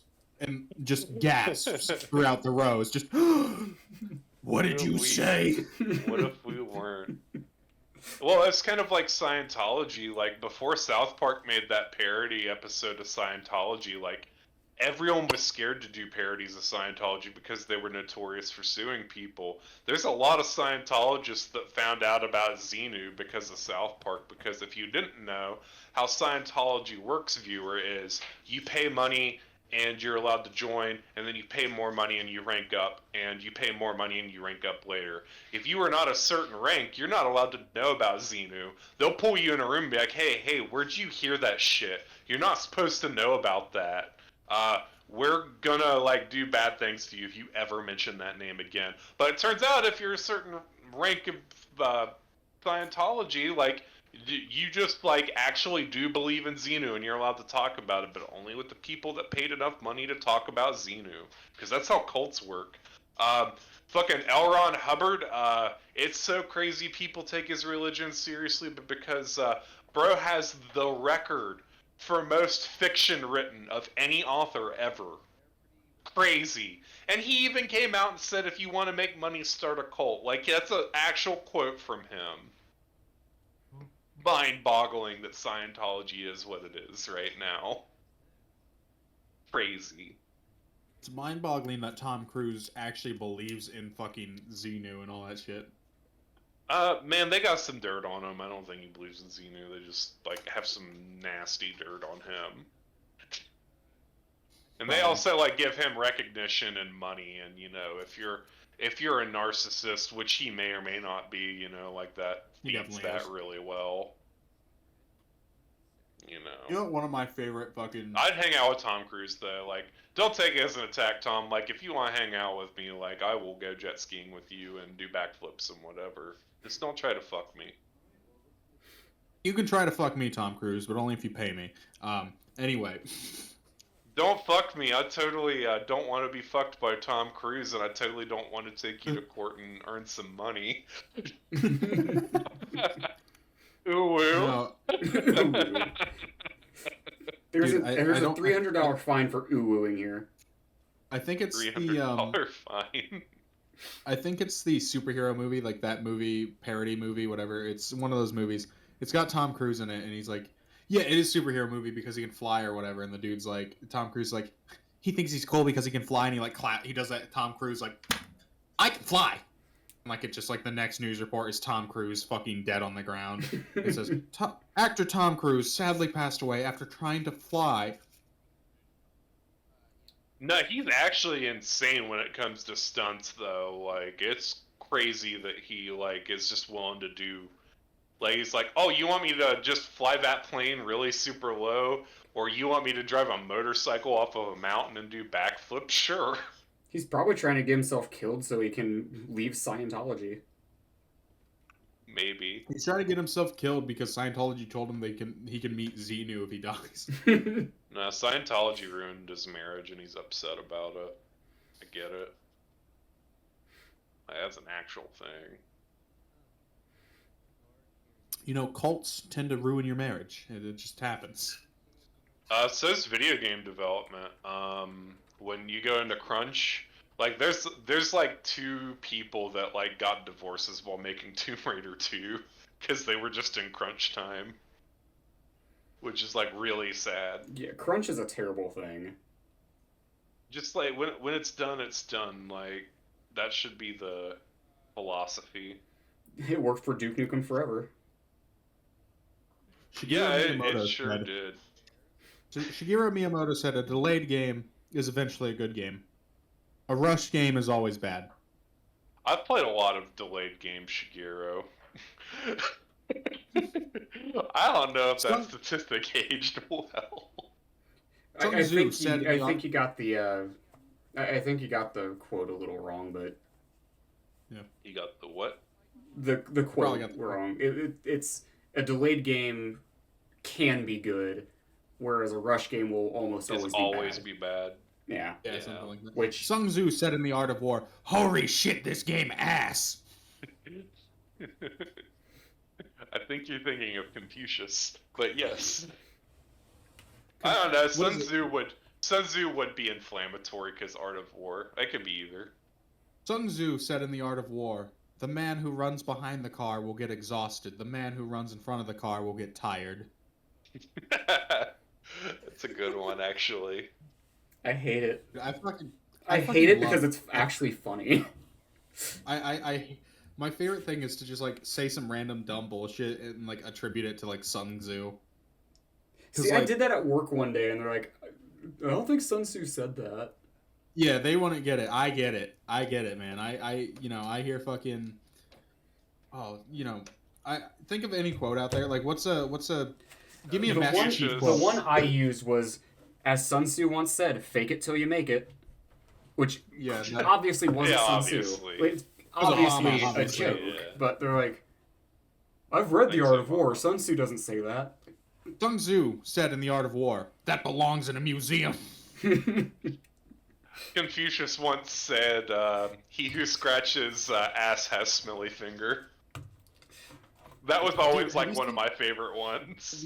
My favorite is the fucking Confucius like, the ones say, where they "Man take with it a 4 step balls further. cannot run, or cannot walk." My favorite is the one where they take it a step further, and it's like, I want to save my game, and then it's like the Asian chick from Metal Gear 1, and she's like, Snake, Confucius say! And they I just, like, love attribute this- Mei-Ling. Mei Ling's awesome, but she's insanely like a racist character. You're like, Well, I need to that's- save my game, and then like They did she- clean that up in the Twin Snakes, and they got rid of hers and Naomi's accents, which Yeah. I don't like. her accent is so like Good. So It's fucking- good. It's good, but it's just so funny because like, Mei Ling, I need to save my game. Confucius say when man save game gets saved, and you're like, "Oh, this is racist." It was very important that she said that. Confucius say How else dick would you and know you're going to balls save your is game? most forbidden scratch and sniff. I think my favorite female character that like you only get a couple codec calls from was Nastasha. They made her a badass. I don't know if you because like She's you can from actually go Mitsu, through right? the game and not get codec calls from her because like they're very situational. But like they did cool Didn't shit Mei with Ling her. also call you and like warn you about some of the gadgets and shit, like she's like the lasers and Yeah. stuff. Like, yeah, she'd call you. Smoke some cigarettes, dumbass. You gonna see razors. I mean, even though she literally said you're not supposed to smoke, Yeah. she didn't say that. The fucking landmines. Be careful. Oh no, it's getting to that point. It's okay. Coming to the deep end of the pool where we It's got no okay. more usable content, viewer, because we drowned everyone. It's okay. I'm power of ready for editing. this shit this time. He's ready What'd you for say? it. Our editor is ready for it. Yeah. Our editor You're gonna have to. is so You're gonna have to ready bleep for that it. last word in the fucking thing. Yeah, I know. I fuck kids. I didn't. Yes, mean, I'll replace it with that. I didn't mean to say that word. I meant to say dumbass, and it came out as I look. I grew up in the wrong generation. We're not allowed to say anymore, and I apologize that I said it. That's my bad. Did you inform me as to what the is, Caden? Jesus Christ, dude. I'm gonna have a page full of shit that I have to bleep. I mean, our editor is gonna have to bleep out. You better not bleep any of the fucking racist caricature because that's total. That's funny. Imperative. That's imperative to the plot of Metal Gear. Apparently. That's imperative to the No, plot it's of this not. show. Metal Gear. We keep talking about Metal Gear. This isn't about Metal Gear. Hideo Kojima. The more and more I learn about Hideo Kojima, the more I hate that man. I think he's funny. I think Jimbo is a real I funny learned man. recently. Apparently, he was trying to replace David Hayter for years. Yeah, multiple times. What a Because dick. he just, well, like you gotta understand, like he wants to make movies. Like that's ultimately what it is, and he Go just make wanted. a fucking movie.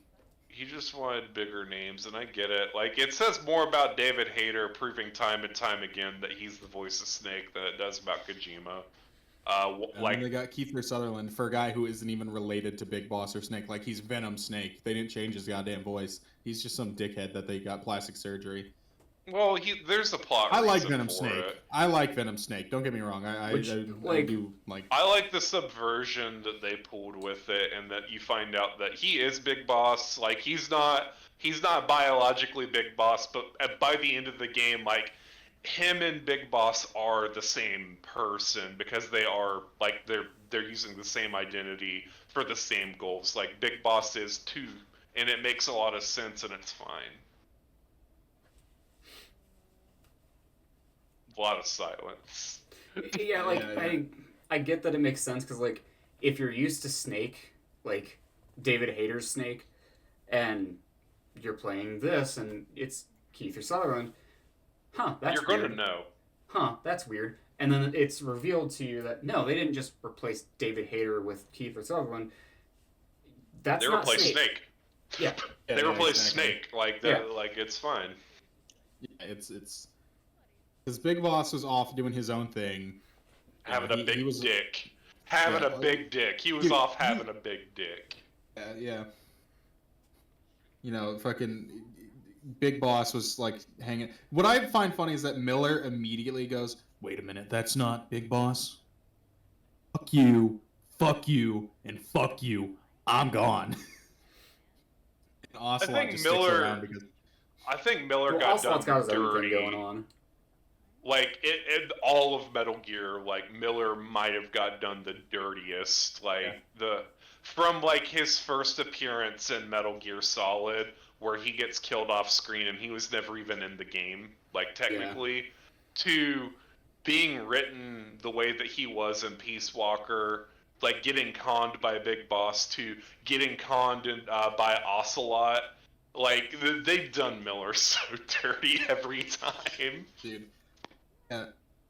I'm at least glad that, like, you know, say what you will about Troy Baker being in everything, he was a really good Revolver Ocelot, and I love him like using Big Boss's ideology to like train the recruits, like when he like comes out and like they're shooting the guns and he's like that's more of a revolver trick what you're doing, and then he grabs the guy's gun. Engravings, what are you, a fucking idiot?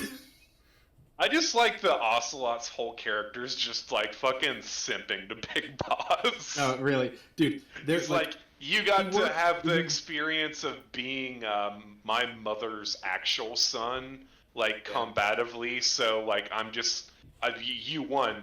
I'm her real son, but you won. Like I have to serve you. Dude, it's so funny because he's serving you know Big Boss, and then like you know Naked Snake kills Big Boss, and he goes, "So you're the new big dick in charge, huh?" Looks him up and down. I can get behind it.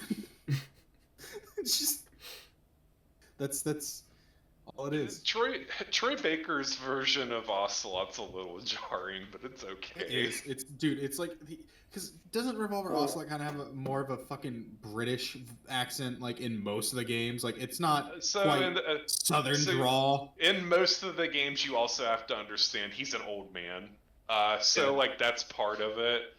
But as a young man, he just sounded like a regular fucking guy. Yeah, like dude, Snake for some like. Could you imagine how funny it would be if like Kiefer Sutherland, Venom Snake walks up to him, he's like, "So, why are you doing that voice? Why are you doing the southern accent?" He's like, "Oh, I was trying something out. I'm sorry, you don't like it." No, he's just such a simp. No. What it is he's just such a simp. Well, you know, you changed your voice, so I need to change mine.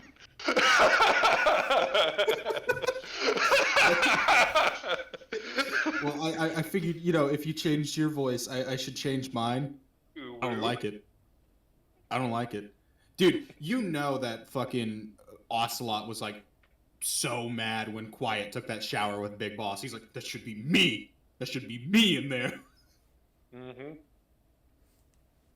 I want to see that scene with Revolver Ocelot and Snake now. Canonically, Ocelot does call Big Boss Dad. In Metal Gear Solid 4, when he was... Whether he was actually self-hypnotized the same way Venom Snake was, or it was all an act, he does say "Our Father" to Snake. Are you telling me that? Are you telling canonically, me that Revolver Ocelot? Canonically, he has called Big Boss Daddy. Are you telling me that Revolver Ocelot gets sissy hypnoed? Potentially. Potentially. It always devolves into Batman and fucking Metal Gear. Maybe we should just rebrand into a Batman or Metal Gear channel. Oh my What God. if Solid It's Snake just were so much to talk- Batman? What if Solid Snake had a huge dick?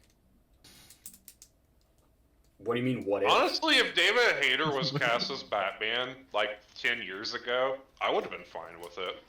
Fair. Oh, you know what I heard about? Apparently, aside from the Deadpool 3 movie, which is going to be Hugh Jackman, I'm not sure how true this is. Charlie Hunnam is going to be playing Wolverine in the MCU.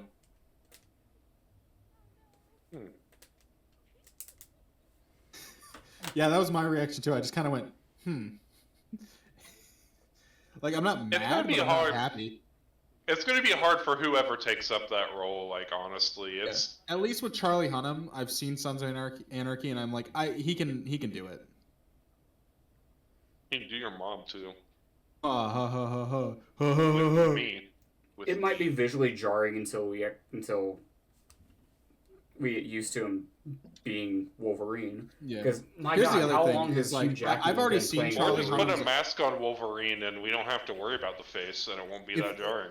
If they Fair. do, if they have the Weapon X scene that they had where, like, they have Hugh Jackman's ass in the scene or whatever, and, like, they're doing that for the trailer, like, but they don't want to reveal who Wolverine is yet, which, knowing MCU, they always are, like, jerking their own cock into their face to, like, be like, oh, look who we got for our character, you know? So, if they don't show his face, I will be able to tell if it's Charlie Hunnam if they have the Weapon X scene with Charlie Hunnam as it, because I've seen his ass numerous times from watching Sons of Anarchy. It's like every episode you see Charlie Hunnam's ass. So I know what that man's ass looks like to a fucking T. I could tell you, oh yeah, that's Charlie Hunnam as Wolverine. How do you know? Look at his ass. Yeah, I have to From Google Sons what of he looked Anarchy. like. He is a looks more like conspiracy. what's Wolverine's not rival, but like the anti-Wolverine? Is it Sabretooth? Sabretooth? Yeah. Yeah, he looks more like what I've seen his character. Yeah, he would be more like Sabretooth. Yeah, honestly, Charlie Hunnam would make a better Sabretooth. I love Sabretooth, by the way. He's such a dickhead. Literally he every year kills on Wolverine's- Logan's birthday, Yeah. does something horrible to Logan. The most To the recent point- one was so fucked up. He killed his son, dismembered a bunch of other people, and wrote "Happy Birthday" out of their limbs. To the point What to else are where friends every for? year, a week before his birthday, Logan runs away from everybody to make sure that they don't get hurt. Like, he's just at the X Manor, and he's like, oh, by the way, Storm, I I got need you to look after. I need you to look after my shit, Storm. Cyclops, I hate you, but I love you enough to run away from you. What do you mean? It's my birthday in a week. Okay, and trust me. Fucking Gene! Trust me, you don't want to be here for this, bub. And like he fucking runs off to like the forest or whatever. And like I like to imagine the X-Men don't know what's going on. Like Wolverine should just come in one time with like a bunch of Polaroid photos and throw them at like them. They're like, oh my god, what the fuck is this, Logan? This is horrid. It's like, yeah, that's my birthday present.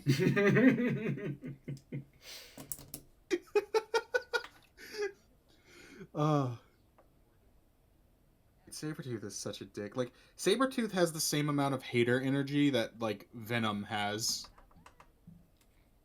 They definitely belong at the player haters ball.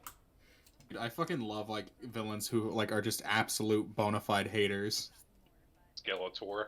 Like, yeah, him, but Green Goblin, like, fucked Aunt May, and because he found out Peter Parker was Spider-Man, instead of being like, oh, I'm gonna tell everyone, he's just like, yeah, I'm marrying your aunt, by the way. Or maybe it was, Dr. Ock. One of them fucked Aunt May.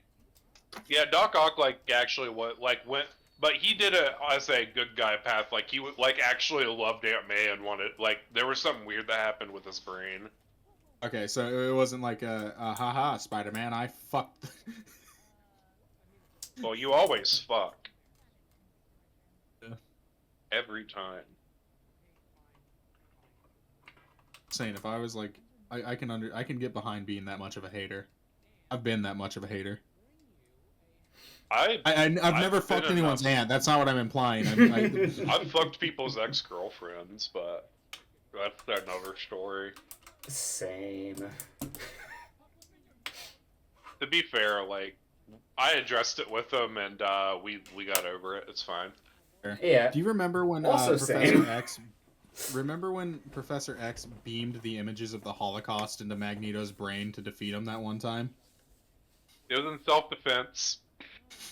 Is in self-defense.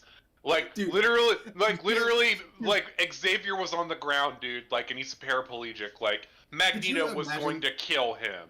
Do you imagine that court? Do you imagine that court case though? He made me relive the Holocaust. It was self-defense, Your Honor. It was self-defense. I like that we've got. Oh no, there's a really funny video where someone edits the rest of the X-Men team coming into that scene. Yeah, Solid JJ, and like he beams it. He's It's like, I'll do it. And he like beams it to Cyclops, and Cyclops like, why did you? I know it's fake. I know it's fake. I know it's fake. You mean like it's fake that he beamed it into your head, or you think the Holocaust is fake? That's what I said. I know it's fake. Yes. Which one do you know is fake? You think the Holocaust is fake, or No, I know that it's like I know what he put in my head is fake. Yeah, are you saying the Holocaust is fake or what? Yes. Well, like, it is. Yeah. Not even yes, he just goes, yeah, it is. Like, what do you mean? Yeah, dude. What do you mean? Yeah, the Holocaust. Like, dude, dude, Solid JJ has a lot of really good videos. I really like the one where it's Batman. They're talking about who's going to be the leader of, like, the Justice League. He's like, well, guys, it should be me. I mean, I pay for everything. He's like, yeah, but you don't have powers. Like, your weakness is the color yellow. Aquaman's a bitch. You're a seasonal superhero, Flash. When it's icy out, you go fucking flying everywhere. Superman, everyone has kryptonite, and then it's like, okay, what about Wonder Woman? Why can't she be the leader? I mean, yeah, she doesn't have any weaknesses, but I mean, come on, guys, she's a woman. And then it cuts to Batman crying to Robin, and like he's like, how'd the meeting go, Batman? He's like, I didn't want to be in their stupid club anyway. Dude, that dude has a lot of really good ones. I don't know if it was him that also did the one I saw recently, where it's Snake in Metal Gear Solid 3, and he's like, oh yeah, I'm gonna before I continue the mission, I'm gonna eat something. He like goes through his pack, and he's like, here's my fucking food. And the Colonel's like, well, Snake, we had to send you on this mission lightweight, blah blah blah. What the fuck am I supposed to eat? Could always eat. I'm not eating a fucking tree frog. This is what you trained for. I mean, you eat a tree frog. I don't want to. I need some goddamn Lunchables. They're not invented for like 30 years. And he like goes on the rant about like all the Metal Gear Solid villains, or Metal Gear Solid 3 villains in that game. That it's like, you're telling me you expect me to believe that there's a guy who thinks he's a fucking cat, a 100-year-old like veteran sniper who like has superpowers, while it like goes through the entire list of, but you can't invent Lunchables. How many do you want? I fucking love those like voice bit things. Like those are always so really good. Also, like, since we're on Metal Gear anyway, the most controversial thing ever is a lot of people really like the Cobra unit, and that's fine. The Cobra unit's cool, but Which the one's villain the Cobra unit? Metal Gear Solid 3. But But Foxhound from Metal Gear Solid 1 is as good as it gets with the boss enemies in Metal Gear Solid. I love Psycho Man-Tits. I True. died to Vulcan Dickhead a lot of times though on both his fights. His fights would be better on in a modern game for sure. The sniper chick I killed with like a rocket launcher. I just hid like a bitch and shot her like that. The second time, With the the first time you Nikita? had to snipe her. With the Nikita, that's yeah. that's the best way to play that fight. Dude, the Metal Gear fight itself was Hard as fuck. annoying. Dude, it got to the point where I was just like, I'm gonna stand under him and just shoot him with rockets. It worked.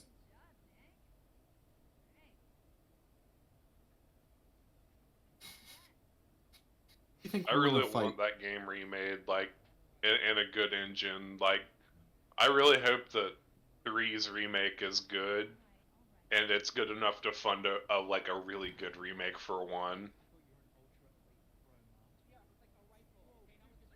I hope 3 is good. I don't know why they started with 3. It's everyone's But- favorite. Well, also, I wonder if they're like, it'd be really funny if now they like remake it as Metal Gear Solid 3, then they do Metal Gear, Metal Gear 2, Metal Gear Solid 1, Metal Gear Solid 2. I don't think we're gonna get. Four. I don't think we're gonna get Like, if- Metal Gear or Metal Gear 2 remade. No, I they could do will it in say- chronological order though. Finally. They could, but like, I don't think they're going to. The reason why they're starting with 3 is one, it's more popular, and then 2, that's an easier game to remake than 1 is. 1 is going to True. be like 1's gonna need a lot more money, because like Yeah. the best way to remake 1 is to make Shadow Moses a bigger base.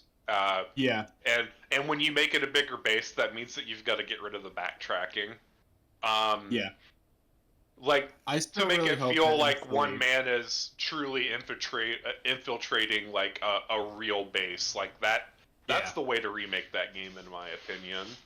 I still really hope that they make the ladder section in Metal Gear Solid 3 10 to 20 minutes longer and the songs change as one song ends, because I think that'd be really fucking funny. And I hope That there's and the staircase in Metal Gear Solid 1 are so funny. Yeah. No, but like I feel like for Metal Gear Solid 3, like extend it and like have the original song play first, and so that way people like it lulls them into a false sense of thing. And then play like Nirvana, and then play 3 Days Grace, and then play like some like newer like just keep fucking shit up because it's funny. That's fair. Imagine if you're like climbing the ladder and it's like third song's over and you're like, I gotta be at the top now, and then like Paramore is still into you starts playing and you're just like Nah, honestly, just give me halfway through like going down the ladder, make it play like QWOP. And if you don't like reach the bottom, like while holding on, like if you fall to the bottom, you die. That would suck so much. Dude, no, fucking. I feel like they could really like just take any song, just go around the development team, be like, "What's your favorite song? What's your favorite song? What's your favorite song? What's your favorite song?" And just have that be the ladder section. Just like it's like 7th song over, and you're like, "Okay, it's gotta be almost over, right?" Fucking Tupac starts playing, and you're like, "Why, God?" Fucking Tupac. I hope at the end of the game, you get to kill Hideo Kojima. I mean, you could recruit him in 5. I know. So you could just recruit him and throw him off of Mother Base. Yeah. That's probably the closest you're gonna get. Is it actually possible to figure out what's causing like the thing on your base in Metal Gear Solid 5 where like they're all like dying from the disease or whatever? Because I saw that like some of my soldiers were dying from like a disease, and I was just like, I looked at like the ones that were dying, they were all like D rank ones. I was like, good. And I didn't even bother figuring it out. They were just fox dying. Man, that is Oh, still to God. this day like one of the funniest things, like one of the funniest ways to end a video game ever. Metal What do Gear you mean? Solid 1. Fuck. Die. This shit was actually really funny. David Hayter carried that scene for sure. He Hater carries a carried lot that of game scenes. aside from Cam Clark. Yeah, I would say that David Hayter definitely carried most of that game. I was just about to say something. I was gonna be like, no, wait, that's not what. I was about to make the comment about a quote I really like from that game, and then I remembered, no, Leon Kennedy said that. Yeah, Snake Fucking never right. went. Women. No, I was referencing the, like, I thought he said to Meryl for a second. I was thinking of I knew you'd be fine if you landed on your fat butt. I was like, no, Snake didn't say that to Meryl. That was Leon to Ashley. No, he told her he knew what she looked like because of her butt, though. Yes. Yeah, that's what I was thinking of. How'd you know it was me? You got a fat ass. Oh my god. They should add an ability in Rainbow Six. I'm an idiot. Resident Evil 4, where you could just spin kick Ashley and it does no damage to her, but it's just like to keep her in line. I really don't like Ashley. Nobody did. No. I think she's annoying. I hate Sandy Cheeks. Yeah, Sandy Cheeks make it really rough on penetration. It hurts. Don't fuck Sandy Cheeks. I'll fuck Sandy Cheeks because she's a squirrel in the show SpongeBob, which, oh, by the way, I had to babysit my stepsister's daughter recently. I hate SpongeBob so much. That guy is an annoying yellow prick. I haven't watched SpongeBob in a long time. Me either, until recently, and I watched it and I was like, wow, I can't believe I used to watch this dog shit. I'd rather fucking, like, jump off a bridge than watch SpongeBob. What's your opinion on SpongeBob, Andrew? I could give or take it, honestly. First 3 seasons are like alright. Yeah, they're alright. Steve Hillenburg had, like, the movie's great. Don't get me wrong, the movie's great, but, like, everything past that is just so annoying. It was not a fun time babysitting because it was, like, 4 hours of just this yellow fucking prick. Yeah. I like the memes from it. That's about it. Yeah. I'm glad I that understand. Tom I get where Kenny Squidward's has coming work- from now. I'm glad that Tom Kenny, like, as a talented voice actor, has a steady paycheck. I'll say that. Like, he deserves Yeah. it. He does deserve it. That's my takeaway. I also like Clancy Brown, at least, has a steady paycheck because, I mean, I love Clancy Brown. He's great. Is that Mr. Krabs? Yeah, that's Mr. Krabs. Yeah, and because he's he a- deserves a steady paycheck, too. He was Clancy Hank in Brown. Detroit Become Human. Oh, he was Hank in Yes, that. yes, he was. Yeah. Dude, it's so funny hearing Clancy, because Clancy Brown is not at all, like... Subtle about his, like, he has 2 voices. He has spot on Mr. Krabs and slightly off Mr. Krabs. And so it's so funny hearing Clancy Brown, like, shut the fuck up, Connor, and you're like, wow, Mr. Krabs, holy shit. Mr. Krabs, ooh woo. Dude, I Talk love... dirty to Dude, me, that's Mr. $600. Krabs. Yeah, it's $600. I don't care. I don't have money. What the fuck's he gonna do? Dude, Mr. Krabs is like... Not Mr. Krabs, Clancy Brown. Mr. Krabs. Clancy Brown is in, like, so many good things, and, like, it's so funny because, like, everything else he's in that is not SpongeBob He was in the is, like, Shawshank Redemption. Yeah, he was. He played the, He played your mom. he played Captain the guard at Hadley. the start.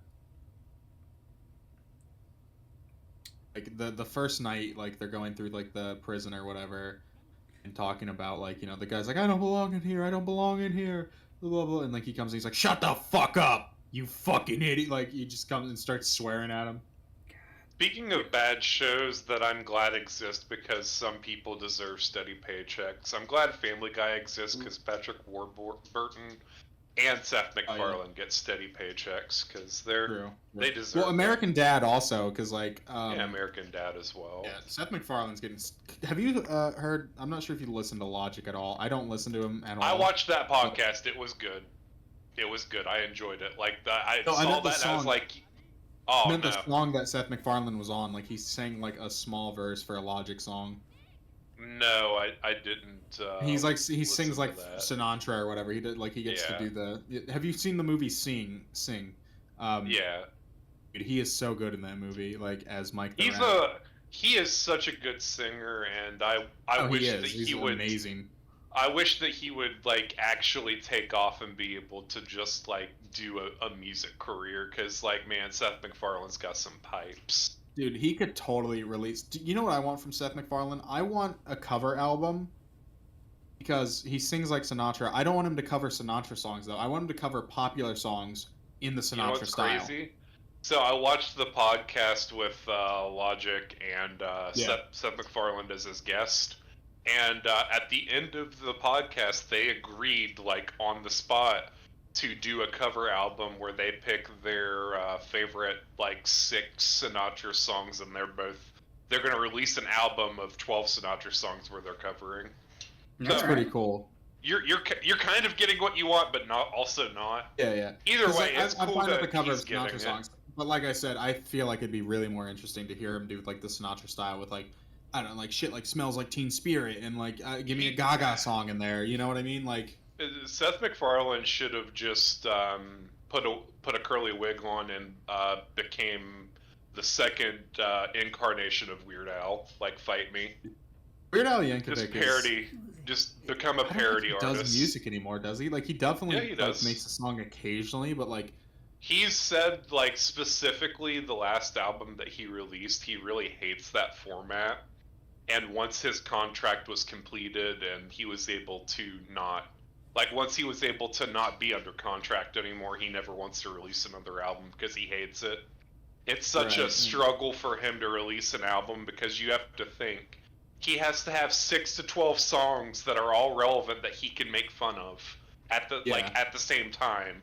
Like, and that's way too much to ask for. Like, Someone that's doing so parody. much to ask for. Yeah. So like, and it's a lot instead, harder because he tries to make parodies that like, you know, they don't all blend. Like there's those guys on YouTube who make the like gay versions of songs, which yeah. that's easy to do. Change a word to cock, change a word to dick here. But just suck he his does cock, work and- that's not offensive and it doesn't Yeah. swear and like it's exactly respectful swears to the sometimes. artist. I think Amish Paradise he says like damn and hell in, but like aside from that, it's like, you know, like he'll say damn Yeah, and hell, but- I think, but But it's those not are like, in context of hell the place and damn as in damn you to hell. yeah, Like exactly. he Like that, it's that's very still different. PG. Yeah, that's what I mean. It's like that's the most I've ever heard Al Yankovic swear, and it's literally like the most biblical way of swearing. Yeah. I could never. Oh, hey, I think we might have our first death in this movie. Oh no, there was a squirrel There Human was death. a squirrel. and the guy at the start. They don't count because there's not a choice there.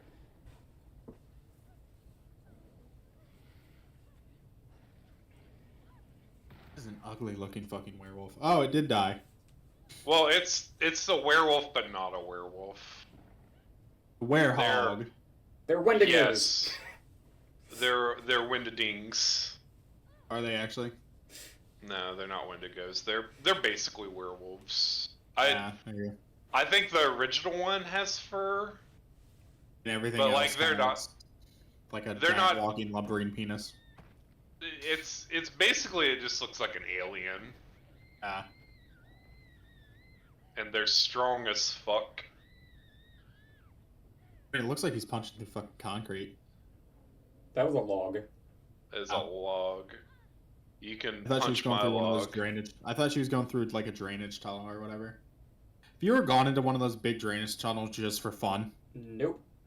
I've Ah. been in like the ones that are like in creeks where like someone builds a bridge. Yeah, I've like been that's what I in mean. Like, those. I mean, those are yeah. still big drainage tunnels. Yeah, kind of.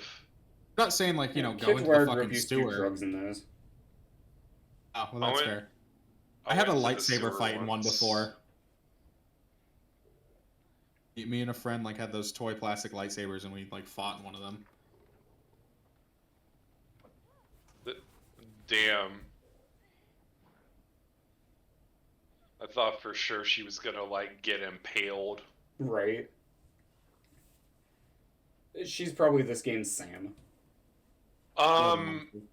She's not, but she's important. Also, like, she's genuinely probably the only like one like actually good person in this whole group. Like most Well, of that's the thing about most horror of them movies. are shitty. Horror movies tend to make a lot of the characters unlikable because they don't want you rooting for the people that are gonna die. Which is fair. That's fair, but like, it has less impact than like a character that you like dying. Narrative structure is what it is, you know, like, you know what I mean? Like, you have to adhere to some things. Yeah. Like, unfortunately. Oh, They're yeah. not adhering to. Oh, damn. Oh no, she's gonna be fine, maybe. She's Tell only me- missing part of her neck. That's I not know that important. she I can never imagine die. She's fine. I know that she can die, like, she's not like Sam and in Until Dawn. Until Dawn. Like, speaking of horror movies that around like people who are absolute scumbags, Final Destination, one of the scenes, I think I know it's the first one. It's right after the main character figures out like this is the order everybody's gonna die in because These were the seats we were sitting in. right, and he's trying to explain this to this one person. And they're like, no, we survived the plane crash. Nothing bad's gonna happen to us. Death is not hunting us down. Blah blah blah blah blah. And he keeps trying to explain it that these are freak things that shouldn't have happened, but they're happening in the order we would have died on that plane. Blah blah blah blah. And she's just walking across the street, and he's just like, I hope you drop fucking dead, and immediately gets hit by a bus. Splattered by a bus. That's awesome. I have a love-hate relationship with the Final Destination movies because, like, my God, can they, like... I mean, there's the fourth one where the dude gets his asshole sucked out by a pool filter is just like... Yeah, that's disgusting. That one's terrible. And terror. It's, I want to say the first two were... The third one's really good as well. And Is that I the love roller Tony coaster Todd one? in those movies. Huh? Is that The the roller third coaster one one? was... the yeah, roller third one's the roller coaster. coaster. Okay, That was so my favorite one. I've And seen like the the lead first singer three. is Green Day being a secondary antagonist. He's not actually the lead singer of Green Day, but that motherfucker looks like it. I But do yeah. like that they killed somebody with a firework launcher in 3. That was cool. No, well, technically yes, but actually no, because remember, like, the firework launcher shoots at her, and like all the fireworks shoot past him, and he's like, it's not my turn, and she goes, it just skipped me, and he looks up, and the crane falls and crushes him, and he's like, oh fuck, and he.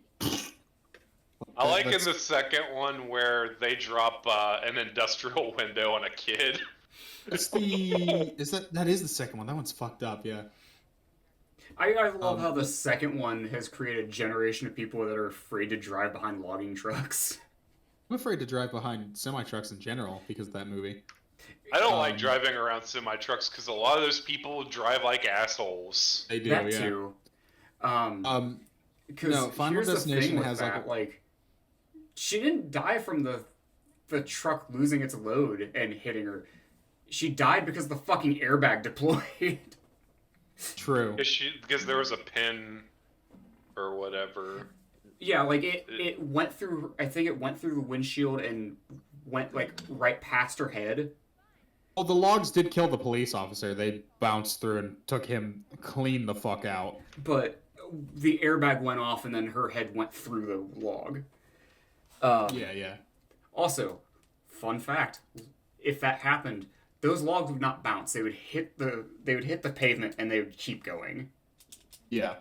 You would wreck your car. Also, it would not go through I the also windshield. like the ending of that movie too, where the girl drowns herself, and because she died, she technically ended the cycle. Like it would have been fine if they would have ended the series with that. Yeah. I find it really funny though that because of that, like, the one guy in the movie who lived, the like guy who looks like Shaggy if he was a meth head, Yeah. like pushes the kid out of the way to save him. And he's like, you gotta watch where you're being, kid. And then like, it's like, oh yeah, Barbed you're wire fence cuts him Yeah. in 3 pieces. yeah. She's like, oh, by the way, your friend Mike saved Brandon the other day. And they look over and they're like, huh? And the kid blows up and they're like, oh fuck. Yeah. I did like how the As- first movie kind of had like a supernatural element to it too, because like Yeah, like dude, the Yeah. water starts like it chokes him. Yeah, no, that one. Yeah, it's almost like- like death is creeping in.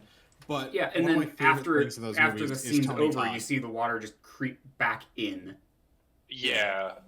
Tony Todd like has that a really too. good line in, I don't remember if it's the first or second movie, but they're asking him about like death or whatever, and he's like at the coronary. I think it is the first one because it's his friend, and he's got like the thing taking his blood out in his like neck or whatever, and he goes, oh, death. And as he's like saying this, he's like, that is a Mac Daddy you don't want to fuck with. And that is just such a hard line. I love Tony Todd so much. I mean, obviously he's Candyman. Yeah, and So- like arguably, like a lot of people don't talk about the Candyman. At least the first one, like they don't talk about that enough. The first movie fucks really hard. That's the only good one. I don't remember the other ones. Like I watched them. For good reason. I It's watched like them, but Alien. I just don't. Yeah. It's like Alien. Alien 1 and Aliens are the only good Alien movies, and you don't look. And Alien versus Predator. First one. A lot of people will fight you on that. Like a lot I don't of give a people shit. hate That movie's movie. fun as fuck. I hate the It's second one. fun. I hate the second one. I like the idea of the Pred Alien, and it was horribly executed. But Alien vs Predator 1 has some of the coolest shit in it. Like, we get to learn more about the Predators, like, in the sense that, like, you know, they go after that guy who they're about to kill him. He's like, oh, he's got asthma. Puts him down. Like, you don't kill the disabled. Or whatever, like, you know, you whatever. And the dude immediately tries to flamethrower him. He's like, oh, combatant, eh? Stab. Like, you know, it's like, oh, okay, I spared you, and I spared you, and you're still willing to fight. Then you're willing to die. Understandable. So, like, ultimately, the biggest sin of that movie, if they didn't include the one scene in the movie that ruined that movie for a lot of people, that movie would probably be talked about positively, and that's saying that the Predators created the alien. Like, Yeah, that one's stupid. that's what people don't like about that movie for the most part and can't let go of. If they didn't But my include biggest that, problem is, like, those people who hate that, like, will sit there and suck on Ridley Scott's cock over the movie Prometheus, which makes the alien's creation even dumber. Ridley Scott is such a douchebag. I hate him so much. He's such a scuzzlord sometimes, man. Like, he's made some cool shit, but, like, man, what a guy. Man, does he like choking on his own dick? Like, that's the problem, is he just, like, believes in his own hype way too much. Like, I don't know. He thinks he's Steven Spielberg, like, pre-Titanic. Like, all the time. Wait, not pre-Titanic. That was James Cameron, wasn't it? That was James Cameron. Yeah, he thinks he's James Cameron pre-Titanic. James Cameron's also a prick as well. I still can't. We've had that conversation, yeah. Yeah, it still pisses me off what he said. Like, Arnold Schwarzenegger's like, oh, you know, I think the line would work better if, you know, it was delivered this way instead of this way. And he goes, I'm the writer. I don't tell you how to act. Don't tell me how to fucking write. And it's like, well, you do tell him how to act because you are the director as well. What you should do the take your way, let him do the take his way, and let. You mean how Mel Brooks and Gene Wilder did the cane scene from Willy Wonka and the Chocolate Factory? Yeah. Or Charlie in the... Yeah, it's Charlie in the Chocolate Factory. Yeah. Willy Wonka, that's the remake. I thought the book was Charlie in the Chocolate Factory and the movie was Willy Wonka and the Chocolate Factory. Well, one is there's two movies. One's Willy Wonka and the Chocolate Factory. One's Charlie and the Chocolate Factory. I think Charlie and the Chocolate Factory is the one with Johnny Depp. I thought that the one with Johnny Depp was the... No, I think they called the one with Johnny Depp, Willy Wonka, and the Chocolate Factory is because they were touting that it's more accurate to the book. Like, I'm pretty sure that's the reasoning. Yeah, Willy you're Wonka right. and the Chocolate Factory, the Johnny Depp 1971 one, film. in fact, the book was Johnny Charlie Depp and the one. Chocolate. The 2005 was Charlie and the Chocolate Factory. Man, I think the book was. And I think the book was called Charlie and the Chocolate Factory. Yeah, so they tried to make it closer to the book, and they made it like 1-to-1 to the book for the most part, and with some modernization. Like Mike TV or whatever. Like, yeah. You know, but that's not much of a big difference, right? And so, like, because of that, like, the family has widely regarded, as much as people hate that version and like the original version more. I like the Johnny Depp version more. I've always liked it more since I was a kid. But having found out that one's the more accurate version, and literally the family of the guy who wrote the book, Ronald Dahl's family, like, is like, yeah, we like this version more because it's the vision that he had for this story. Like, that's like more true to what he was trying to create. Makes me like it even more because it's like, oh, they didn't shit all over his work. That's awesome. I'm glad. I mean, like, I'll say this, like, neither of them appeal to me that much as an adult. Oh, yeah, obviously. But there is, like, a real believable quality in how Gene Wilder's take is. Like, as a human being that, like, goes through the process of creating a chocolate factory, like, I believe I believe Gene Wilder's character is more of a real character than the recluse that Johnny Depp's character is. Like, he's so socially awkward and like really damaged for lots of reasons, but I don't know. It's whatever. Like, at the end of the day, like, Dude, both you said actors have done way better things. Yeah. You said socially awkward, and the first thing I could think of is the one scene where he's like, "The best kind of prize is a surprise." Haha. Like, it's so Yeah, fucking like, bad. it's like, damn, dude, like, what? Yeah, this guy's a pedophile. It's like, bro. And, like, all of the movie happens because he found one gray hair. Yeah. Speaking of Willy Wonka, have you guys heard about the Willy Wonka experience in Glasgow? I've heard of it. Yeah. I've seen memes of it. So I found out something recently. This dude, he lost his wife to it recently. She like divorced him or whatever. Left him. Yeah, and everyone's calling him Willy Wanker now. Yeah. Which is so rough. Dude, I honestly, I'd feel bad for the guy if he didn't like churn out like, what was it, like 20 pages of AI gibberish and like try to create like, dude. That's as Willy Wonka as it really gets, because the parents and kids walked in there and was like, "What the fuck is this?" Like, that's the true Willy Wonka experience. Honestly, is the what the fuck Getting is this? scammed. Exactly. Getting scammed. They got a single jelly bean. That was the only candy they were allowed to have, was a single jelly bean.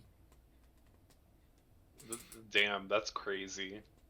I They got think it that was a shit on little bit of discount. lemonade as well. Dude, that shit is so fucking like, it was so bad. Oh, it's fucking hilarious. Like, how do you fuck up that bad? You have just one do. job. You You just plan out do. this entire thing, and then you use AI to promote it all, so that way it looks way better than it actually is. And then day comes to do it, and you're like, "Oh fuck! Oh shit! Well, I have an abandoned factory and some mirrors and some jelly beans." And some jelly beans. And Could a you green wig imagine, and a like, with a crack straight addict. face, handing out a single jelly bean to everyone and making sure that they only get one? I would look at that man. I would look down at the palm of my hand at the single black licorice jelly bean in the palm of my hand. I'd look up at him and go, "Fuck you, Willy Wanker."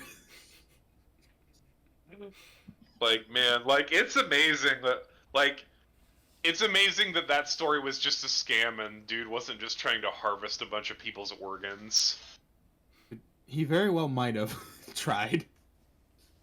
Like, that's probably What what, do you it think was. was in It's those probably jelly some. beans?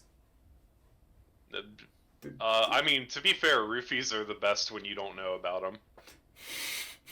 They're not even jelly beans. He just hands them a roofie, and they're like, "This isn't a jelly bean." Yeah, it is. It says Roofalin. It doesn't. That's the brand of jelly That's- bean. That's the brand of jelly bean. It's French. It's French. French. That's how you know it's good. That's how you know that it shouldn't exist. There's a reason French starts with French, because they stink. Man, it's crazy. Imagine, like, once 1900 hits, your whole country just decides to not do anything ever. Crazy. Imagine being born French and not killing yourself. Like, And not Be me. taking over the government. I know, right? And yeah, If he I did was- that on purpose. That's not he was stupid, just so you're clear. Yeah, I'm just What? wondering why. Where he shot his finger off. I'm guessing it was preventing him from turning into one of those werewolves or something. Potentially.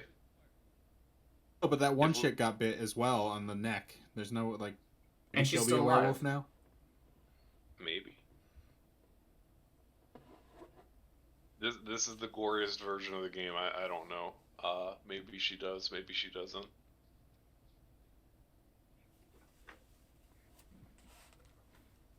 Is he naked? They were 'Cause he skinny was- dipping. Yeah, he was skinny dipping with, I don't know any of the characters' names. Well, then show us his dick. It's not skinny dipping if he's not And dick show out. us that cock! Whip it out.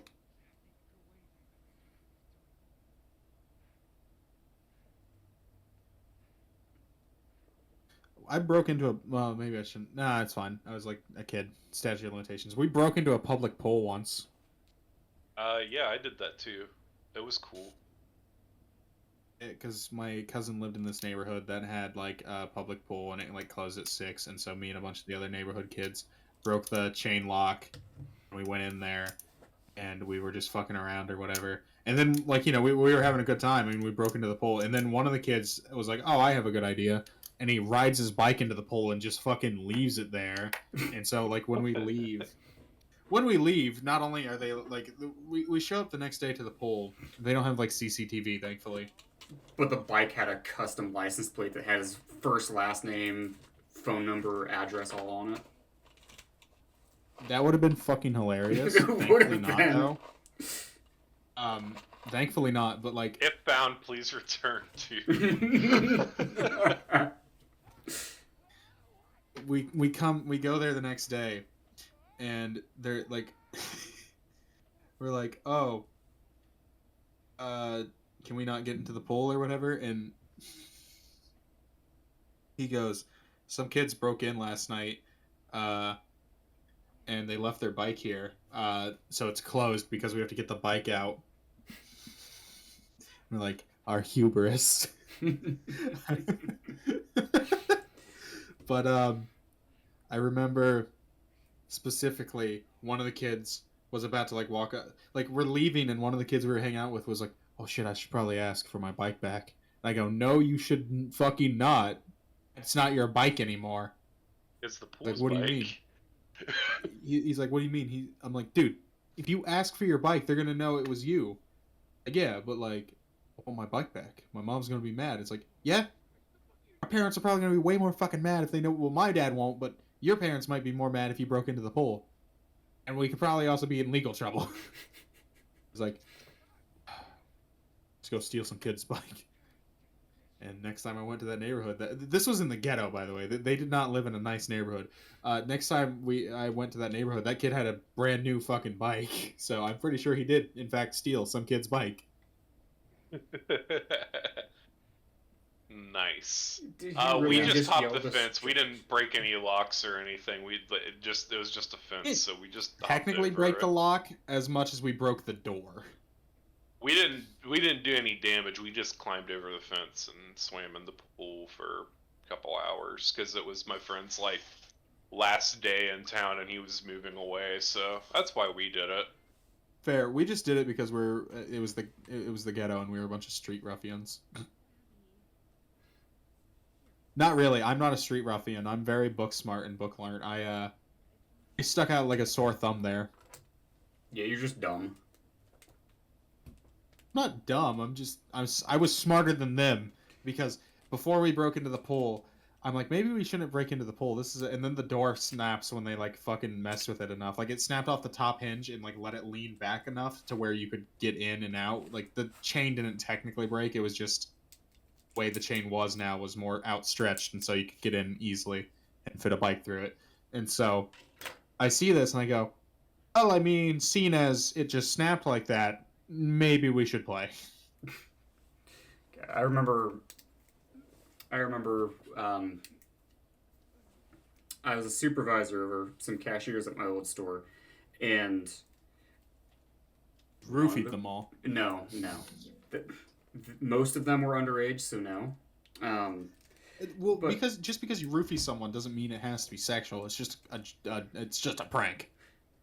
I don't think the courts would see that regardless. Anyways, so one girl who's known for being a bit of a troublemaker at work, just doesn't show up to her shift one day. It's like, all right, cool. No call, no show. That's great. Guess we're down another cashier. And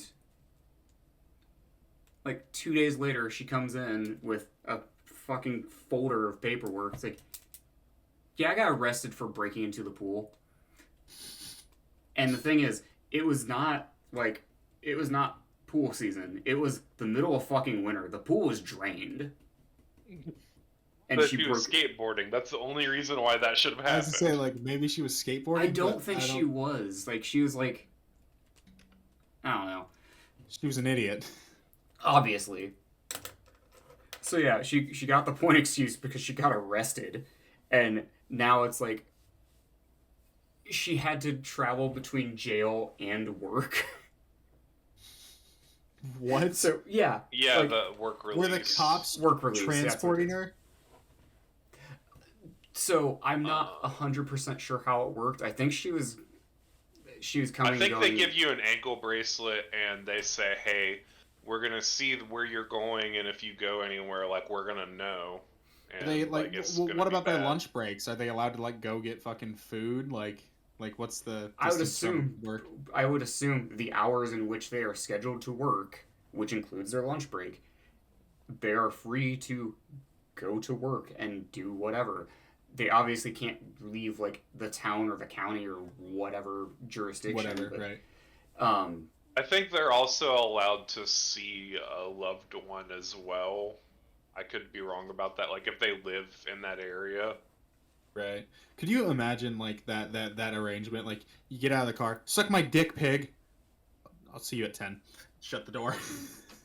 Like potentially anyway. I don't remember because like I had somebody in my family that went through that situation and they did visit at the house, but I don't remember if they told us, "Hey, we're not allowed to talk about this," or if it was fine. I don't remember.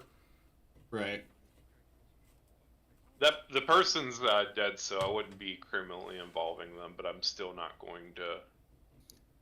Person's Dox dead. That's myself. okay. It's fine. I Not putting I don't them know. in danger, I guess, is the better way to say it.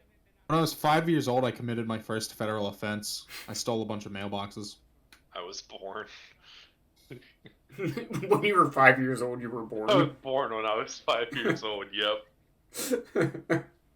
No, That tracks. My dad's scrapping a house and he's throwing the gutters off the roof. He's like, I don't want to behead my son. Hey, Caden, take this hammer and go hit some metal. And I knocked the mailbox off of the house for scrapping because it's being torn down. It's legal. And then I look down the street and I go, There's so many mailboxes. there's so much metal.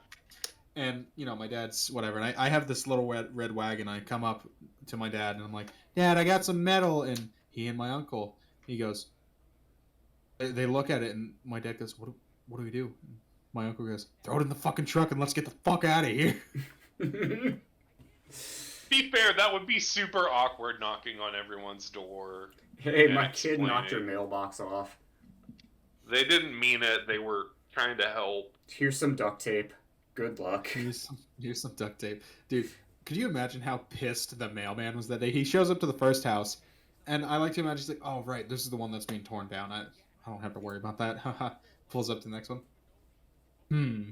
Pulls up to the next one. What the fuck? Pulls up like, he's... I had 30 to 40 mailboxes. I want this to be known. There was a lot of mail. It wasn't just like, oh, 10 or no. We're in quite high numbers. So he gets to like the last one. He's like, he's already killed himself at that point. He's already chosen to just like he gets out of his mail truck, puts a brick on it, sprints in front of it, and then like just stands there and waits to be rolled over. That's what I'd do. I just wouldn't have kids. A mailman almost kicked my ass one time. Don't fight the mailman. Well, we were third graders and we had a bunch of snowballs and we were waiting for the mailman, and the mailman comes up and we just start pelting him, and he gets out of the truck. He's like that's very. He goes on his whole speech or whatever.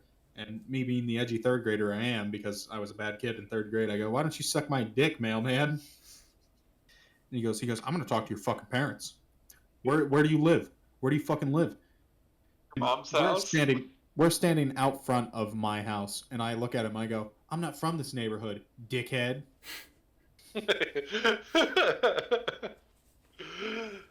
He goes, you're a little shit, and he like gets back in his mail truck and fucking drives off. And it's like I wish told he him- would have. I wish he would have beat the shit out of you. dude. anytime the mailman, like anytime I saw the mail truck down the road, I'd go up to my friend and I'd be like, "Yo, Chris, let's go to your backyard real fast." He's like, "Why?" I'm like, "Fucking mailman's here. He's gonna know I live here." Damn, that's crazy. Yeah. I was hoping that you were gonna throw rocks at the mail truck. Oh, I should have. We should have broken his legs and killed him. Holy shit. There was a time where like the town my dad lived in like was going through like a construction. Yes, but it was going through like a construction thing where like they were repaving a bunch of road. Well, no, they were putting a bunch of like a newer sewer system or water lines in. Like basically Right. like in the town there was just like randomly there would be big piles of dirt and rocks. Right, And because they gotta... there was one summer where like me and my neighbor were just throwing mud with rocks in it at cars. That's so fucking As they mean. drove by. Well, we were kids, dude. Like I was maybe 8 at the granted, oldest. there was this house that was for sale in the neighborhood we lived in. This is the same with the mailman, and me and another friend of mine. It had like gardens in the path. It had like rocks in the pathway leading up to the house, and so we were just picking up rocks and throwing it at the side of the house because like we were like, no one lives here, it's fine. And we fucked up the side paneling so much. There was holes in it and shit. Like it was destroyed. And like his dad comes out one day. And he's like, "What are you kids doing?" And like he just sees the side paneling and sees us standing there with like a pile of rocks in between us. He's like, "What the fuck is wrong with both of you?" And so later on, I get grounded, he gets grounded, and my mom's like, "You know what you did was very stupid. You're an idiot. Thankfully, I don't have to pay for anything. The nice neighbor said that he would pay for it. It's fine." Dude, I had a lot of problems happen in that neighborhood. I got my shit rocked by a fucking teenager in that neighborhood for no reason. He just didn't like me because he's a dickhead teenager. Like I said, I was third grade in this neighborhood, so I'm 8. I'm 8 years old, and this kid's like arguably 16. We're playing tag. All the kids are playing tag. He's playing with us, and so I run inside to use the bathroom. I come out and I go and I tag him. He goes, "We're not playing that game anymore," and shoves me really hard. And it's a cul-de-sac, and I smack my head on the fucking street really hard. Yeah. And, like, you know, my mom comes out and like everyone comes out and they're like, "Oh, like blah blah blah," like they're being nice, whatever. Like, I guarantee you that kid got the shit beat out of him and then walked over to my house and like made to apologize. To be fair, like if you were like seriously hurt, like your parents definitely could have sued their parents. Yeah, for sure. Like there's a reason I why wasn't that had to seriously hurt. happen. It But if wasn't you very- were though, like that's the thing Yeah. though, like you could have been. And I don't think it was that though. I just think he knew his son was a dickhead who fucked up. yeah, and America is definitely one of those like places where when it comes to lawsuits, like could have been is very close to just that's exactly what happened. Yeah. I also had a crush on that dude's sister. I wonder if that's why he Yeah. didn't like me, but I never made it apparent. You every time she walked outside, you just got fucking wood. I was in third grade, and so was she. I mean, like I was getting boners in third grade. I don't know. Well, so was I, but that doesn't mean it happened every time, just half the time. 50% of the time, it happens every time. Yeah, exactly. Yeah, it could happen. But yeah, that's probably what it was. You probably like were like showing more than you thought because you gotta think you were a little kid. Little kids are stupid, all of Yeah. them. Like they're smarter than what we give them credit for, but at the same time, like they're also like, as Dumb far as as like shit. the way the world works, they have no idea. No idea at all. Yeah, that's fair.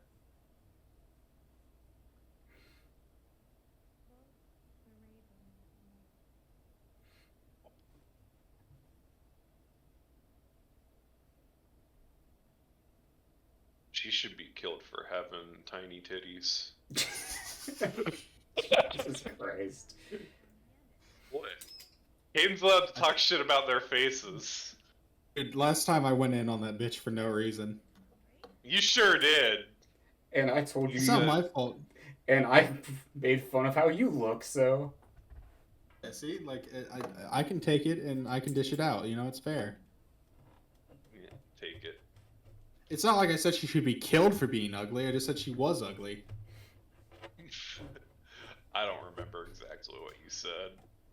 I just There was know. quite a lot. There was a lot. I don't think you said anything particular about her. It was the other girl she was with that you were just shitting on constantly. It was And then like the prologue character, she didn't It was like the prologue character and the girl that she was one of those chicks was riding with during the cart scene, and I like Yeah. went off and like I was just like, God, what an ugly fucking disgusting decrepit looking like bitch, and like it was just like you guys were like, why Thought is this should what you be need? bigger too. How old is this character again? She's at least 18. They're camp counselors. Like they got tattoos and shit. Like she's between. You can get a 18 tattoo at the age of 16. Listen, dude. Like You can don't- get don't tattooed do at almost that. any age with parental consent. True. You can get tattooed as an infant if you go to Auschwitz. No. And there we have it, folks.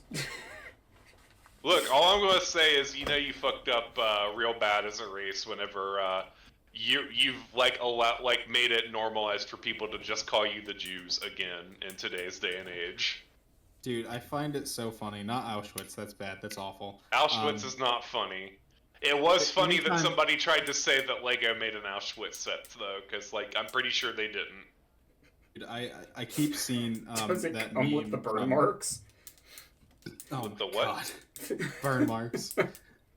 Nah, there were just a bunch of skeletons. It's got one of those. It's got one of those bricks in it that is the light up bricks for the ovens specifically. No, I anytime I think about Hitler now, all I can think of is the "No, mein Führer, I'm from Arizona" from fucking Wolfenstein, where he gets shot in the head immediately after saying that by Hitler.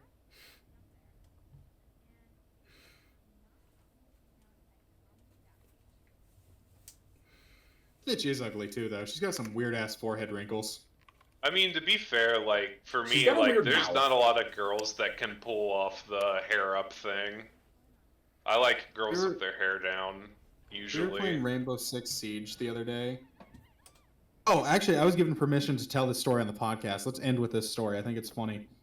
I have a friend. His name's Barry. We'll call him Barry for safe reasons. He fucked a fish. Don't fuck a fish. You want to hear the story? Sure, tell us the story. I don't think you'll like it because Yeah, it tell involves the a koi punchline fish. before Your the story, favorite kind dude. of fish. Yeah, you did tell me this. He fucked its mouth or something. It was. Oh, Barry and his friend are swimming in this fucking koi fish pond that his friend has, and they're little kids. They're 8 or whatever, maybe a little older. And Barry goes, "Hey, you want to see something funny?" We'll call him Gary. "Hey, Gary, you want to see something funny?" He goes, "Yeah, Barry." And so he pulls his cock out and puts it in the koi fish's mouth. That's so weird and nasty. He was also a child. And Here's the children clincher are to weird that and story. nasty. Here's the clincher Yeah. to that story. I also know somebody who did that. It is not the same person. How fucked up is that? Fellas, is it weird to fuck fish? Fellas, That's not even a question. Of course it is. Fellas, is Andrew wrong? why are you trying to defend fucking fish? I don't know. I'm not trying to defend it. Don't fuck fish. In Don't fuck America. kids, don't fuck fish. In America. In What country America. can you fuck fish in? Ireland? Atlantis. Atlantis.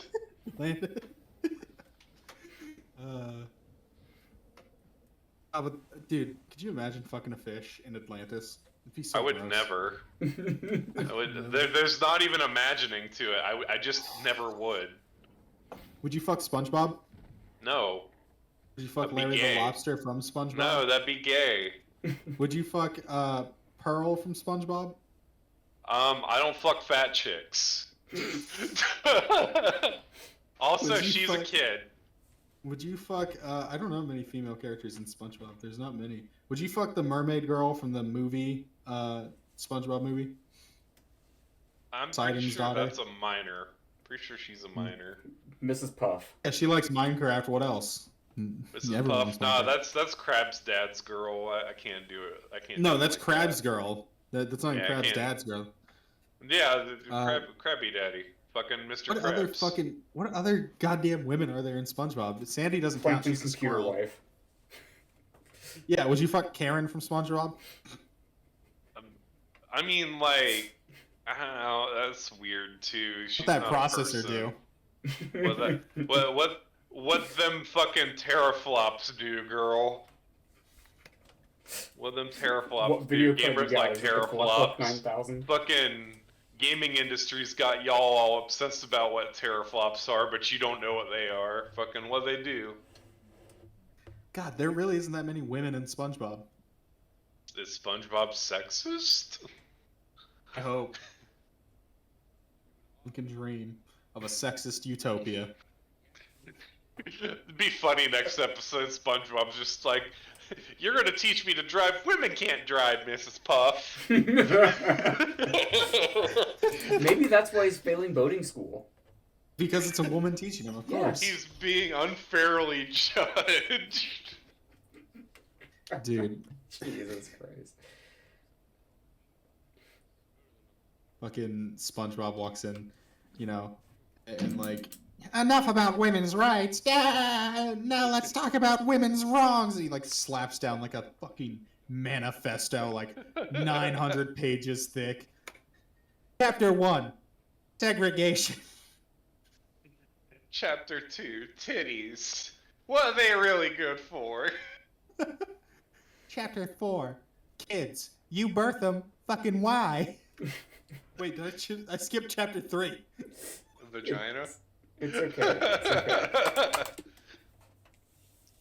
I don't know how to count. Fellas, is it gay to like women? I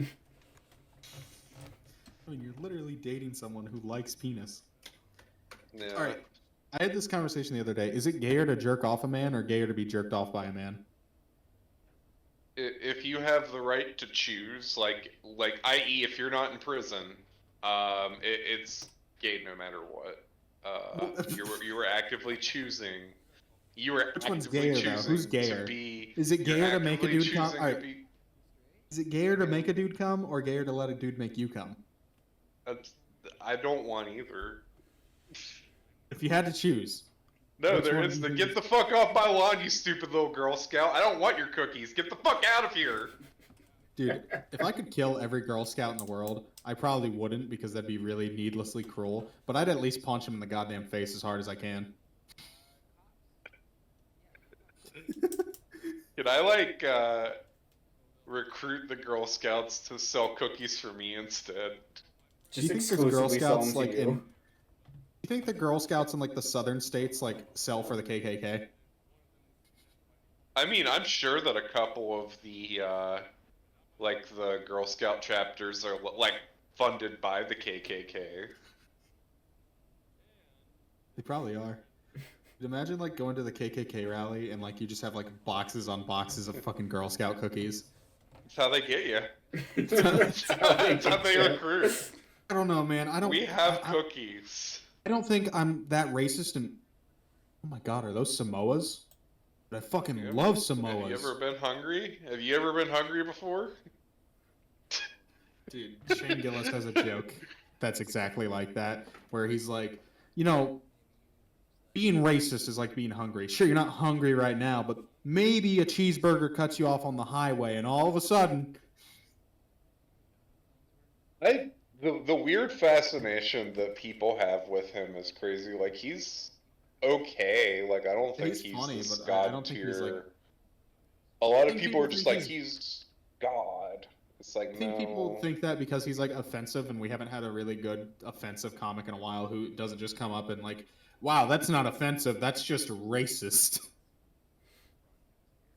I don't know. Theo Vaughn's here, man. I don't know what to tell you. I don't Like, think Theo Vaughn's too nice, though, is the problem. Like he listen, doesn't like to I punch saw anger Theo long Vaughn enough. say the funniest shit today. He literally was talking about how for every Christmas he puts up a Cat Williams statue. And then he proceeded to show a video of him taking a black nutcracker out of a Kmart. that it had like the short hair and the mustache, and he was telling this to a black guy, and Yeah, like but, they like- were dying laughing. Yeah, but that's like that's like, yeah, it's offensive, sure, but it's like not like Theo Vaughn. Once again, he's like really nice with his delivery a lot of the time. You know what I mean? Like he's a very nice, humble guy. Shane Gillis doesn't really do that. He's willing to be a dick. Um, and I think that's why people think he's a god, because it's like, oh, he's an asshole, funny, haha. I think my He doesn't- problem with Shane Gillis is he has that Joe Rogan group stink on him. Yeah, yeah. He's I thought got you were gonna that. say it's because of the Down syndrome. He's got that like just like I'm trying to be an everyday white man kind of guy thing going on for him, and it's like, dude, like just be funny. Yeah. And like that's not even like necessarily shitting on Joe Rogan's group, because again, like I think Ari Shaffir like creating This Is Not Happening is like one of the most culturally significant like comedy shows that's ever come out. Yeah. But again, like that group like pushes each other, and like it doesn't always work. Like Tom I really Segura like and Bert the, Kreischer like together like sucks. Like I don't know, man. I really like the bit Shane Gillis has about the Navy SEALs, though, where he's like, wouldn't it be a lot scarier? Like, it would send a more powerful message if the Navy SEAls just broke into your house and jerked you off. That's a really funny visual. Yeah, that is an interesting visual. And that's like Dave Chappelle. Like, I really, really like Dave Chappelle.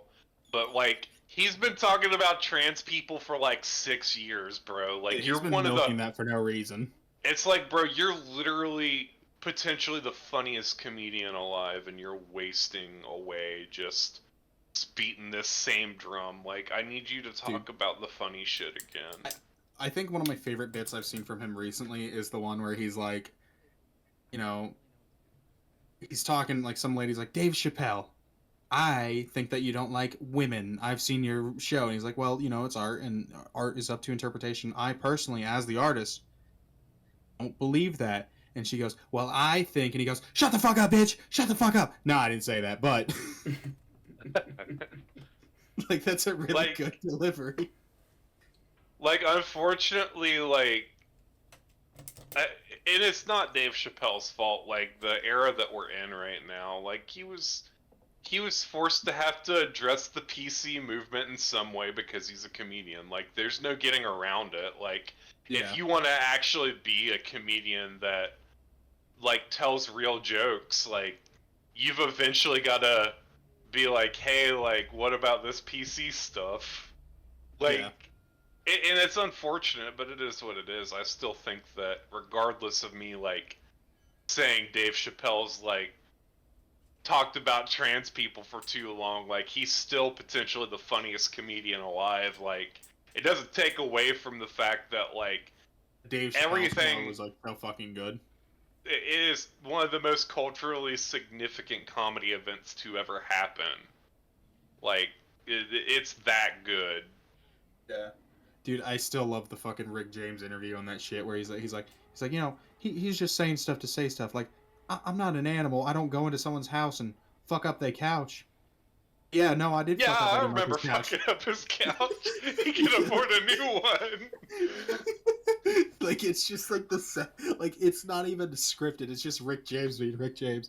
It's like he can afford a new couch. But I It's wouldn't go really into someone's sad house and that fuck Rick up their... James like didn't get to live long after that. I think it's sad. I think he was a piece of shit, but you know. Sure. I don't know. Like, it's one of those things to where he like kidnap and ransom a lady for crack. Let's not forget that.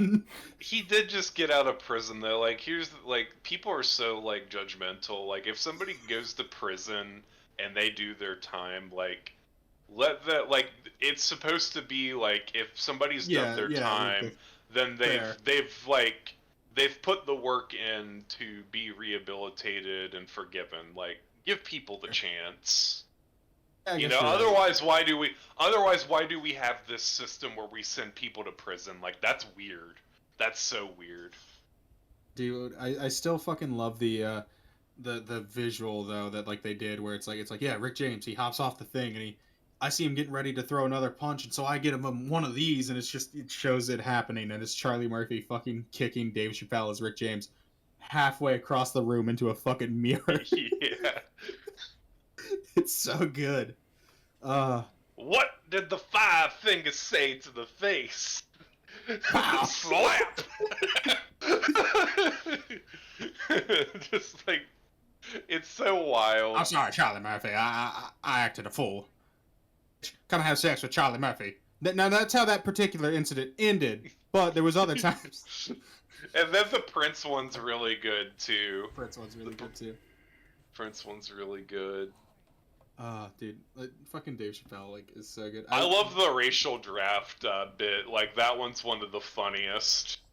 My favorite one is the one where it's like where he treats the white collar criminal like a blue collar criminal and vice versa. And so like yeah, we heard you've been selling crack to your community, and like, you know, we just feel like, you know, like you should come in and blah blah blah, whatever. We can, you know, work this out, blah blah blah. And then like it's the fucking white collar criminal. Yeah, I stole a little bit of money from work. Shut that fucking dog up! They blow his dog's piece, like brains out, like. They grab his wife's titties, and he's like, "She threw them in my hand, Your Honor." Yeah, dude, I love it. It's like, now before I get to the sentencing, would you like to say a few words? You disgusting, irredeemable son of a bitch! You should rot in the fieriest pit of hell. Death penalty. Yeah, that's one of the funniest ones too. I liked that Joe Rogan as the Fear Factor guy had a bit on there. Yeah. That one was really funny too. And it's the crack dude. And Tyrone Biggums. Again, remember that show's good. I had a teacher in class show us the crack bit, the one where they're like giving him like rehab or whatever. It's like, how do you know he'll even show up? This where the free crack at? I mean, to be fair, it's that easy when somebody's that addicted. It's that easy to get them to show up somewhere. True. The Ku Klux Klan one where he's like the blind black dude, that one's really funny. That was in the first episode, I think. I think it was. I think the funniest part is there's an episode where like he's in a car with a girl, and like her titty flies out, and then like it cuts to him being on stage like, "That's right, first episode we showed you titty." Dude, Dave Chappelle is something else. I'm trying to think of like some fucking hilarious. I'm trying to think of some of his other good bits.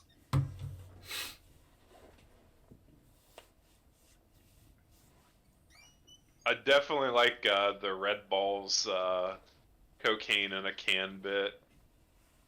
That one's really funny.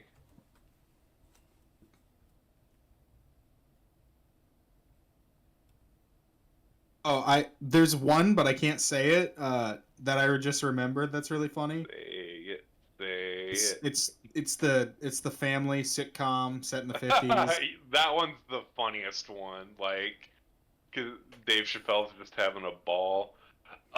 There's that one skit where this girl's mad that she has really big titties, and she like wonders if she would have been born with small titties, and like basically this janitor walks up to her and shows her what the world would be like if she had small tits, and like her neighbor doesn't stare at her tits, so he's not happy anymore, so he like makes a bomb and blows up the whole planet, and like her best friend hates her and all of that, and the janitor's like yeah, so you see how important you see how important them chesticles are? She's like, you're right, I'm not gonna get these reduced. Like it's a parody on It's a parody of It's a Wonderful Life, basically. I was thinking Miracle 31st Street, 34th, whatever street. Anyway, I think we had a very productive episode. I think we should wrap up. We should in John fact Cena's got a shotgun and he's throwing a chair. It's a table, but yes. Close enough. Oh man. Ooh, he got fucked up. Anyway. He got shot. Would any of you guys like to sign us off? I mean, I want to see if this girl dies. But I guess we'll find out later. I'm Eric. I'm Andrew. I'm Galaknar, the destroyer of several eons of civilization. Have a good night, cunts. Smoke some crack. And stay offended.